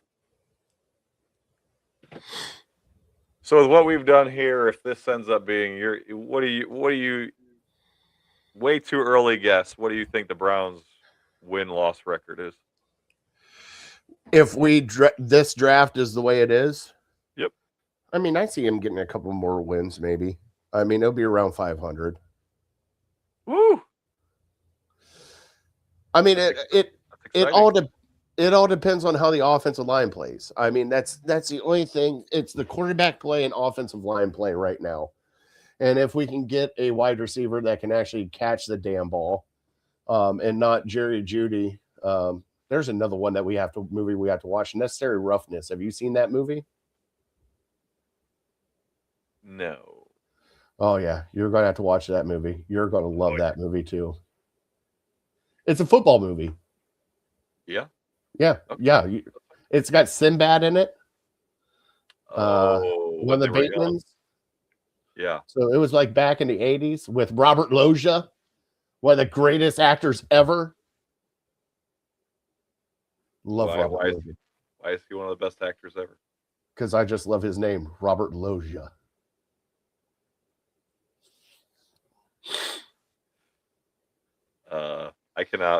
I cannot give an actor props on his name alone. Oh, you'll find out. You'll watch this movie. It will change your life. The only person changing my life is Marky Mark, baby. Oh, Jesus Christ. One of the best actors in American history. Oh my God. Stop it with that. You don't like Marky Mark? I'm okay with him. Oh. All right. Who's better? Anybody else? I mean, The Rock is better. The Rock? The Rock. If you smell. Don't you mess around. No, I think he's a great actor. I just see what you remember of Marky Mark and what I remember of Marky Mark is the Marky Mark and the Funky Bunch and all the fucking underwear commercials.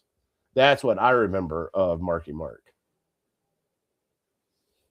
What's that got to do with his movie career, man? He had to do a lot to get to his movie career. Let's just put it that way. Well, have you seen Entourage? I mean, things aren't always easy for the man. Come on. Yeah. Mm-hmm.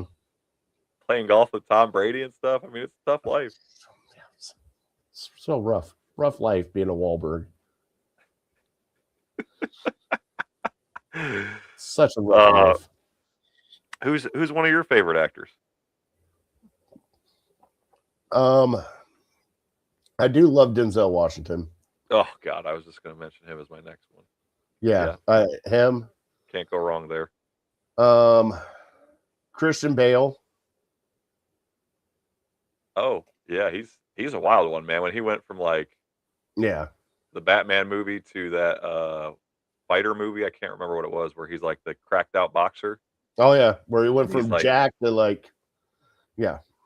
I'm surprised he's still alive, to be honest. I am too. Trying to think now. Let's see here.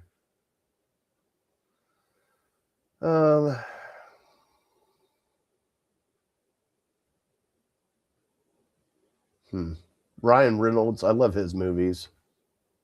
You seem like you're a big Deadpool fan, aren't you? I'm not a fan of Deadpool. Really? Like, don't make fun of me for this. I'm opening up a door. My favorite Ryan Reynolds movie is The Proposal.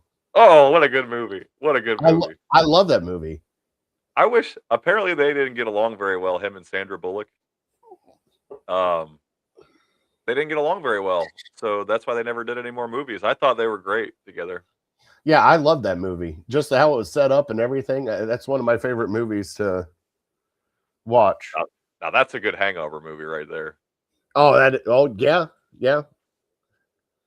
To circle back from a conversation we had, I don't know, 3 months ago.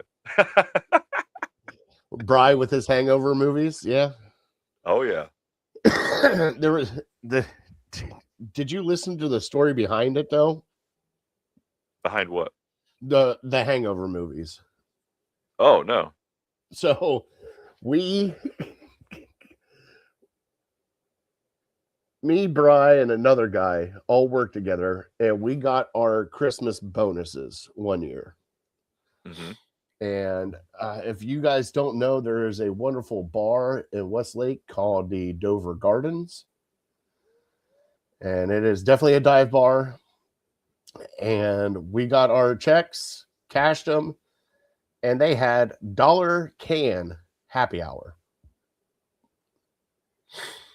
So the goal is to go down there and just do happy hour, come back to the house because I didn't live too far away from there, and then go back up later when people started showing up. Well, what ended up happening is us showing up there at 4:30 and then closing the bar down at 2:30. My Christmas bonus was gone that night. That is probably one of the drunkest I've been. We get back to my place. All of us are passed out. One of the guys passed out. He bought one of those. You ever go to the convenience store and you see the big bag of cheese popcorn that you can get for like $4? He passed out with that, cuddling it like So anyways, the next day we wake up and we are just hungover. I swear me and those guys watched the same movie 4 times and we still didn't finish watching the movie. Like it was like we got to a point and then just passed out, woke up like, did you finish that? No, we're gonna start it over again. All right. And then it took that was a 2-day hangover for me. Like it was finally one of my buddies comes and goes, all right, we got to get you out moving around. We're taking you to Five Guys. I'm like, I don't want any food. He goes, you're going to want Five Guys. I'm like, fine. So yeah, that's how that all kind of came around. It is wild. When I was younger, I always wondered, like, older people were like, complained about hangovers. And I'm like, how bad could it be? Like, I've been hungover. It's not a big deal. When you're in your 20s and you just bounce right back, right? It's like one day, maybe. Normally it's like hair of the dog. Wake up, have another beer, and keep the day going. Man, it is just not. It just hits different when you're almost 40, or I guess in your 40s, I guess. That 30 ticker and then that 35 ticker is like a little. It's a steep hill that you start falling off. Yeah. We had a wedding last year down in Columbus, and my buddy, we stayed at his house down in Columbus the night of the wedding, and the next morning he's like, let's go, we're going to go hit some golf balls out my backyard and drink some beers. And I was all charged up. I'm like, yeah, let's go. And we ended up drinking a couple beers in the morning, hitting some golf balls, and about halfway through the second beer, I was like, yeah, I can't do this anymore. I just had to go lay down. I was like, I thought we were just going to do day drinking all day like we were in college again, and nope. It was a beer and a half in the morning, and I was probably still a little buzzed up from the night before. I had some encouragement, and then we all just kind of fell right off the cliff again. It was like, nope, we're just going to lay around and watch football all day. Oh my God, those are the days though. My wife was laughing at me. She's like, you're still drunk from last night. You're not gonna last. And I was like, oh no, I'm fine. We're great. I'm hitting golf balls and I'm wearing this like captain's hat. Boy, my feet were in front of my skis there. Well, we are at pick 226. So yeah, we're moving along pretty good, bud. We've only got about 20 picks to go, so we should be coming up here, I would say, within the next 5 to 10 minutes. All right. Anything you want to announce? We already talked about the live show coming up. No, just go. For anybody that's watching us right now, we are at Network 216. We have a whole bunch of different shows on there. We have my show with Big Bry, is a legal ham to the face. We talk all Cleveland sports. We talk food and some other stuff. We have trivia and fun stuff like that. You have Brian here, who does the mock draft, Factory of Mock Drafts with Matt, who is in the comments here. Also, he does Rust Belt Rivalry with his buddy down in Cincinnati. And then we both do the 216 pregame show for every Browns game on Sundays before the Browns game. Normally it's like, what time do we do it? Like 11 o'clock? No, we were doing like 11:30 to 12:30. 11:30, 12:30? Okay. I think. I thought it was like 11 to 12. 11:30, 12:30. I don't know. That's fine. Whatever. We'll figure it out. But we do a pregame show. You also got Mike Voorhees and Brian Shaw that do the MLB Guards cast. You got Bobby G and Big Mike doing Game Time 216. We also got Zach Weiss and Across the Cavs covering the Cavs for us, which they're getting ready to go into the playoffs here. So keep an eye out for his content coming up. And we just a bunch of guys just have fun doing what we do here and love talking sports, love talking stuff here in Cleveland. We just love Cleveland. And that's why Network 216 started, to kind of keep everybody up to date on what's going on here in Cleveland, sports wise, and also sometimes some news wise. We always have special guests up here on us. We had, like you said, Ken Carmen, who is part of 92.3 The Fan here in Cleveland, also Fox 8 News. Brian Shaw used to work at Channel 5 News as meteorologist. We've had Samantha Roberts of 19 Action News. She has moved on now, but she has gone down. We have had, oh my God, I'm trying to think of all the people I've had on the 216 show. I've had a lot. Mason Williams. Mason Williams. Yes, Mason Williams, tight end for Ohio State. We just did an interview with him. Please go check that one out. What a great kid that kid is. We'll be having him back on before the season, Buckeye season starts. So we've had a whole bunch of special guests, interviews, and stuff like that. If you go to our network YouTube page, give us that like and subscribe there. Subscribe to our channel, and then we have a list of all the lives and all the playlists. So if you just want to watch some Legal Ham, it's right there. If you want to go straight up and watch the mock drafts, it's right there. We have everything out there ready for you guys. We have shorts and content coming out every day on all of our socials, on our 216, our Instagram, Facebook, Twitter, or X, or whatever you call it now, YouTube. So just go like our content. And if you like our content, subscribe to us, follow us.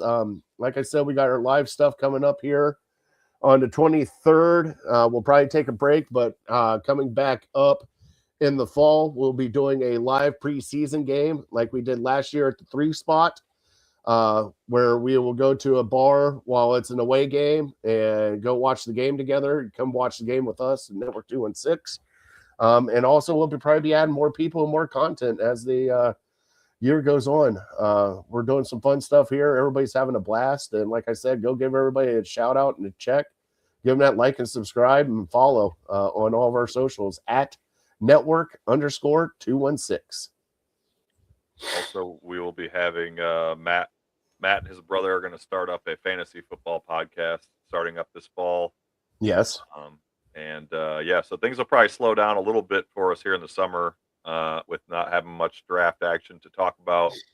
But we'll be up and running again, and probably early August, talking all things Browns, and the Guards cast, like you said, will be going strong. I fucking quit. I can't do this anymore. I'm not picking anymore. The Tampa Bay Buccaneers just selected Carson Beck. I am fucking heartbroken. What a bummer. Does that mean you want to draft a different quarterback then? We might now. I want to come through. Honestly, what I want to do is come through this computer screen and smack the shit out of you. Carson Beck is going to be a game changer. Well, Fatty, he went about 223 picks later than you wanted him to go. Well, if we would have taken him at 6, but no, you guys kept fighting me. Well, we need a wide receiver. Well, somebody's got to throw him the damn ball. Shador's got it. No worries. Yeah, Shador's got it till he blows out his Achilles. If he doesn't, you really don't want to invest in somebody else this year, because then you want to be invested in somebody next year. Oh my God, can we stop it with this next? Okay, here's the thing I got. This year was supposed to be the huge draft that we're supposed to be looking for quarterback wise. It was supposed to be this year. Guess what? It's going to be next year now. Guess what? Next year is going to be shit too. And then it's going to be the following year. It's always next year, always next year, always next year. I agree with you. However, next year there's a lot of quarterbacks coming out because of all the COVID bottlenecking things that have been going on and the extra years of eligibility and whatnot. So they're saying 2027 is going to be much like the Jaden Daniels draft year. What was that, 2-3 years ago? Where there's like what they said it was supposed to be this year. Well, then everybody stayed in college. What can you do? So they're going to come out next year. Do they have to? They can get a medical red shirt and the All the Oh, ones that are staying in have run out of eligibility. all right, fine. I don't like your So attitude right now. I don't care. One other thing, if you do enjoy us at the network, we are also. I was talking to Voorhees last night. Once I have some time to breathe, and after our live draft party, we are going to find a day for the network for all of us guys to get together and go to a Guardians game. We will keep you guys posted on that. I'm hoping sometime like late May, maybe early June-ish, something around there. We'll see what works out for everybody's schedules. Was really trying to hope, we've got a couple guys that don't live here locally, but Yeah, we got Bobby and Zach, and so and Mike. Mike's close Mike's enough. close enough; he can drive. But I'll yeah, I'll send an Uber down for Mike. I can only imagine what that will cost. you sending Ubers for everybody on the network? Is No, that no, coming out no, of the? just Mike, and that's coming out of your paycheck, by the way. All right. Well, I guess I better go sell some more tools then. You better start selling like crazy, like hotcakes. Oh man. Well, we appreciate you all for being with us this morning. It's been a different thing here, right? It's been a little different. So Caden Curry, edge rusher of Ohio State, goes in the 7th round. So Oh, I might need a nap after this. a Jesus. nap, dude. I was up late last night doing Network 216 stuff. All right. Oh, yeah, okay. Mm-hmm. Why don't you go check our timeline? You're over there just drinking out of your cup that cannot be seen through. It is water, asshole. I've got a Pokemon Go event to go to with my 6-year-old this afternoon. Oh crap! There'll be no naps for me. Where are you heading to? So apparently I've learned this week that today is Community Day for the Pokemon Go community. Uh-huh. And there is a park on State Road up in Parma. Can't remember the intersection. I think it's called State Road Park. Okay. And it's a huge park. They have a bunch of ball fields and a bunch of playground, a place for putt, and like all kinds of cool stuff. But nonetheless, there's a big Pokemon Go community that meets up there, and we'll be doing that this afternoon. It's I think around 2-3 o'clock, something around there. So, but my 6-year-old absolutely loves it. He's and he gets plenty of exercise, right? He's walking around collecting his Pokemon or whatever, whatever it is that they do. And all the rest of the group that we hang out with are a bunch of guys that are more like our age. So that works out.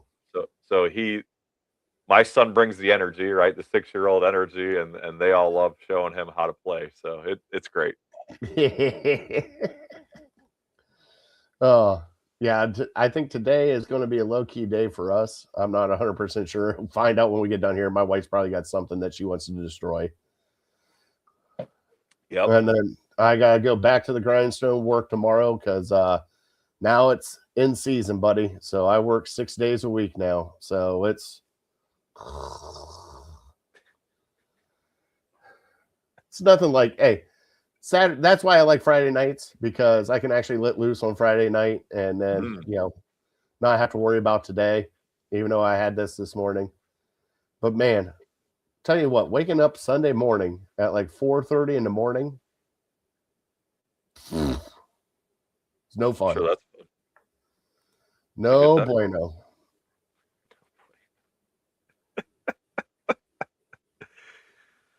Oh man, That guy, holy crap, that guy sounds like a country singer. John Michael Gillenborg.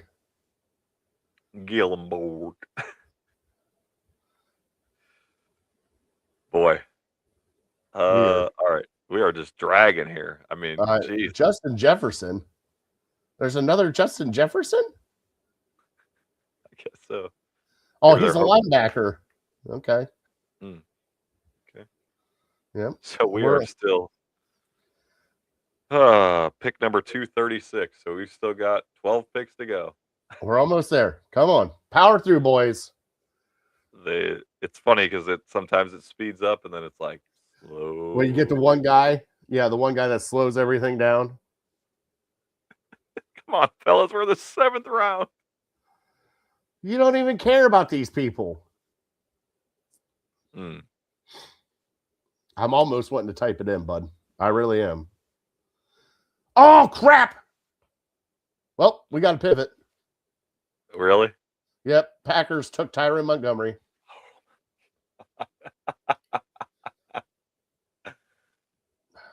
Oh, boy. Bastards. It had to be the Steelers, too, didn't it? No, it was the Packers. Oh, it was the Packers. Okay, that Yeah, makes the it a little Steelers took Zach Dufree.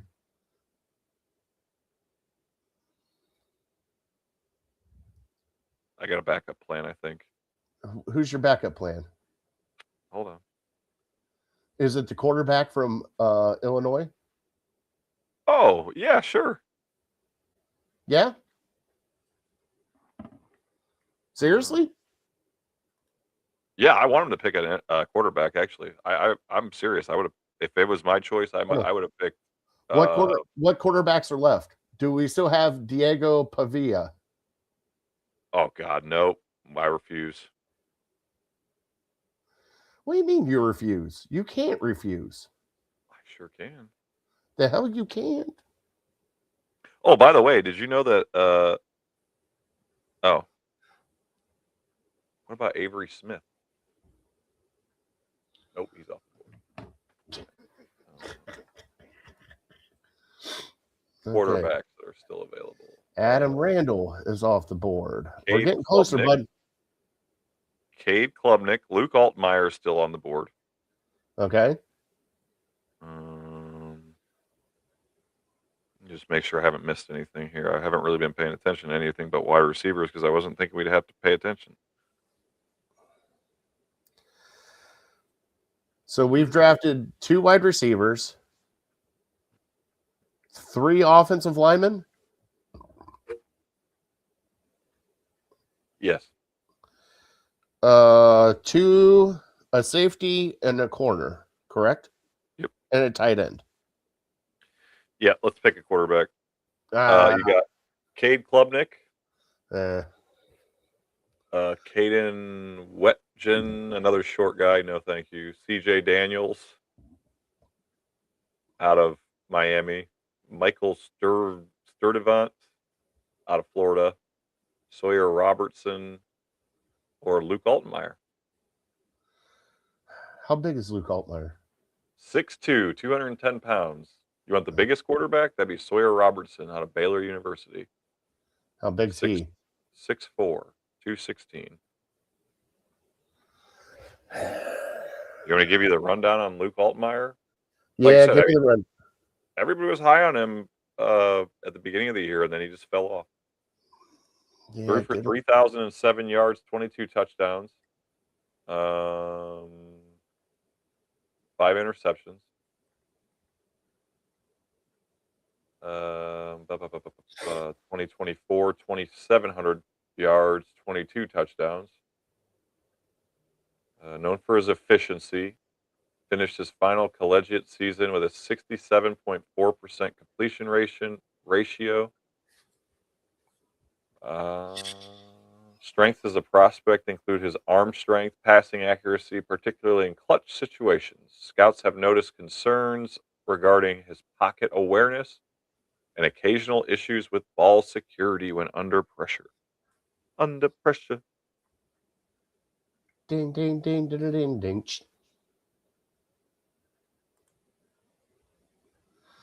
I'm okay with it. Are you okay with it? I mean, if we're picking quarterbacks, I would just throw Cade Klubnik in there, to be honest, if he's still available. Why? He's fucking horrible. Well, and we're saying that Luke Altmaier, who's projected to be picked 50 picks below Cade Klubnik, is going to be better in a 7th round throwing a dart at the board. Hey, we had a professional tell us. Professional. Tell us. Tell us what. to go with this guy. You know what? I almost would rather not go with a quarterback. Oh, you're telling me, what do you want to do now? Well, this is a small problem is I haven't been paying any attention for the last 30 picks. Oh my God. So you know what's going on. Nope. What are you doing? See, this is great. Fantastic. We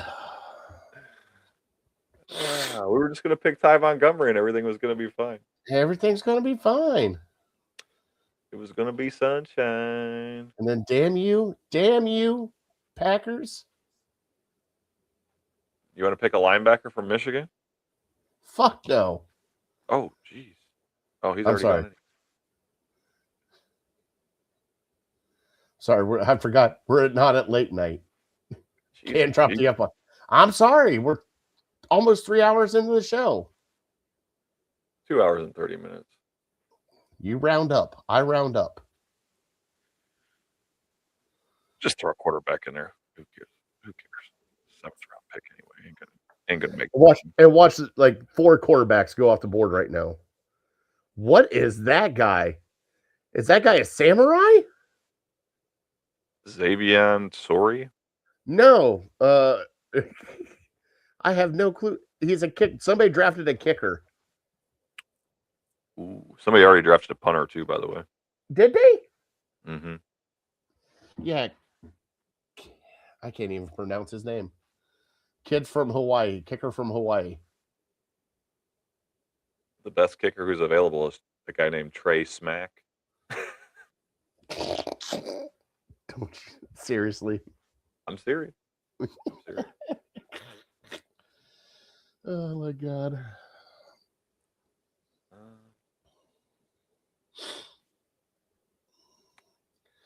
Max Bredson is off the board. Fullback Michigan. We're getting closer, buddy. We're on the Vikings. We're only 4 picks away. Yeah, that's tough.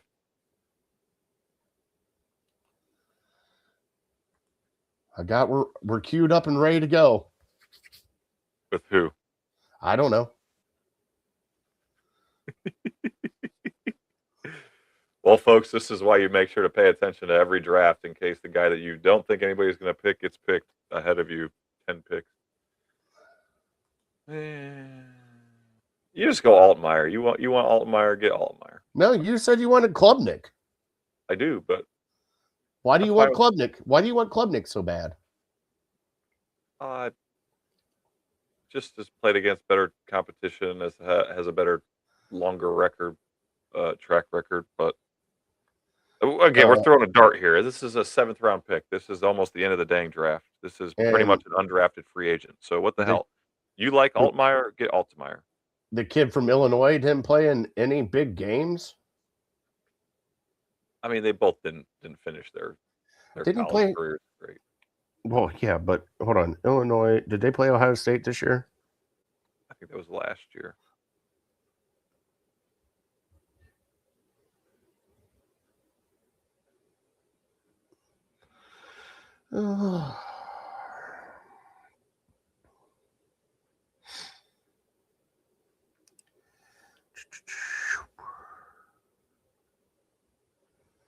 They did play Illinois. Let's see. Player stats. Altmaier went 30 for 44, 248, 1 touchdown, 1 interception. Against the Buckeyes? Against the Buckeyes. If you are an NFL team looking to take a big swing, take Klubnik. If you're looking for a reliable QB2 who won't lose games, Altmaier.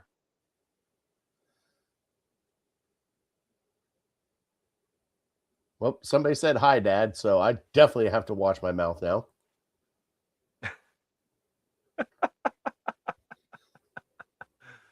I don't know which child that is, so it might be a teenager, it might be a young kid. Definitely watching my mouth now. Thanks for that one. That would be a wise choice. This is 12:30 in the afternoon. This is not 10 o'clock at night at the Lake Effect Lounge. All right, fine. Is Thibodeau still available? No, he got traded last night. Did he? Yep. Oh, Jackson is in. Yeah, the 6-year-old is in the chat. Is listening. So you definitely keep your. What's up, Jackson? Thank you for joining us today, bud. I wonder how he is typing because he can't type. But he's very much looking forward to the Pokemon Go. I bet he is. Yeah, I say we do Altmaier. I'm good with Altmaier. Who's he trying to get today? Just as many as he can, or has he got like a plan? Like, is there a certain one he wants to get? Well, it's a Tink day. What is a Tink? Pokemon. I don't know. I don't know all of them. What's a Tink? Look it up. But yeah, no, he's looking to get shinies. Shiny Pokemon is the name of the game for him. Tink. Those are the rare of the rares. Fairy Steel type Pokemon. There you go. Okay. All right. That's what he's trying to get today? That's what we're looking at. Yep. All right. I hope you get him, bud. We got Tink. Yep. Okay. Oh, he's trying to get a Mewtwo as well, I guess.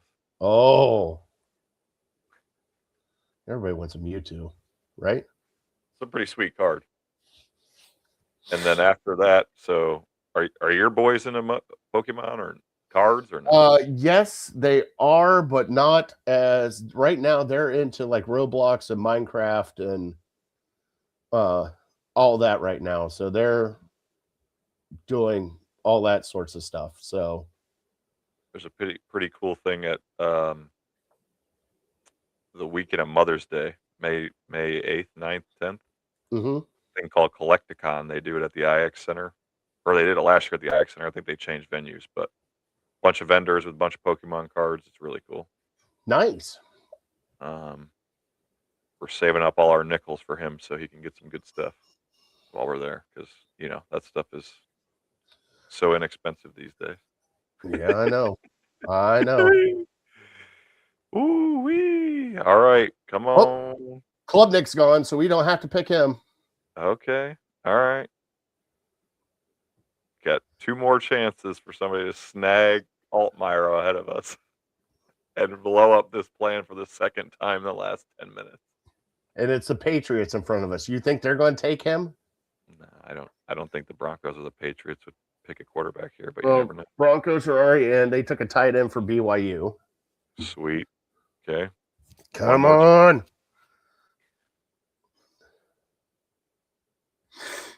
Carson Ryan. Come on, Hank.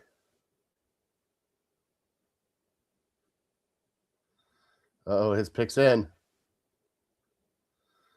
See what it is.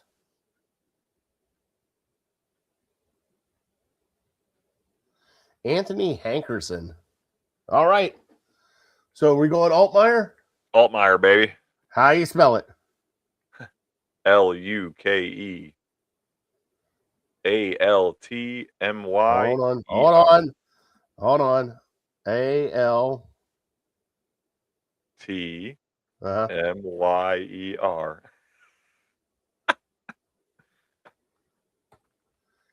QB. And it's in. All right. That's a wrap, baby. That is a wrap. Let's run through our picks so far for Epic Mock Draft 26. We are done here. So let's run them down. Let everybody know what we did today. Here, let me just pull up this wildly. Can I share my screen? Yeah. Down at the bottom where it says present or invite. Which screen am I going to be sharing? Oh, there we go. Oh, look at this. I'm learning all kinds of things. Can I zoom in so the people can see? This is probably great viewing. Let's zoom in just a Touch. There we go. So, our final, we can delete all this because that's irrelevant now.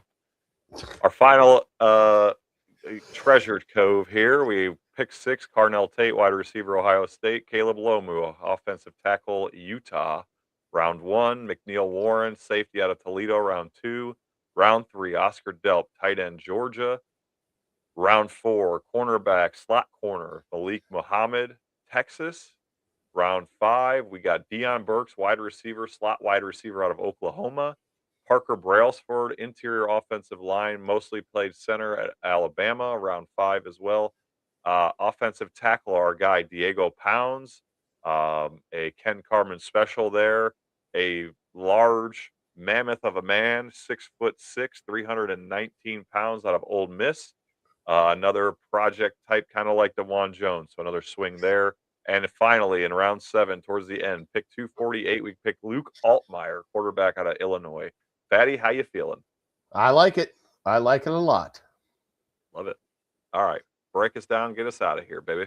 All right. Hey, thank you guys so much for watching. Let's remove this out of here. Thank you guys so much for watching this. Thank you for Epic Mock Draft for letting us be the Browns war room. Can't thank them enough. What a great time this was. But it's our time is done. We did our due diligence, and hopefully we picked it great for the Browns. Matt, like you said, we'll have out the graphics here a little bit later on today. We'll be posting those out. And like I said earlier, go give us that like and subscribe here at Network 216. All right, Brian, we're out of here, bud. Say goodbye. Have a great weekend. All right, we will see you guys. Actually, I think the next show is Monday, Game Time 216 at 2:16 p.m. Then followed up by a Legal Hand in the Face on Tuesday at 7:15-ish. 15-ish. All right, we'll see you.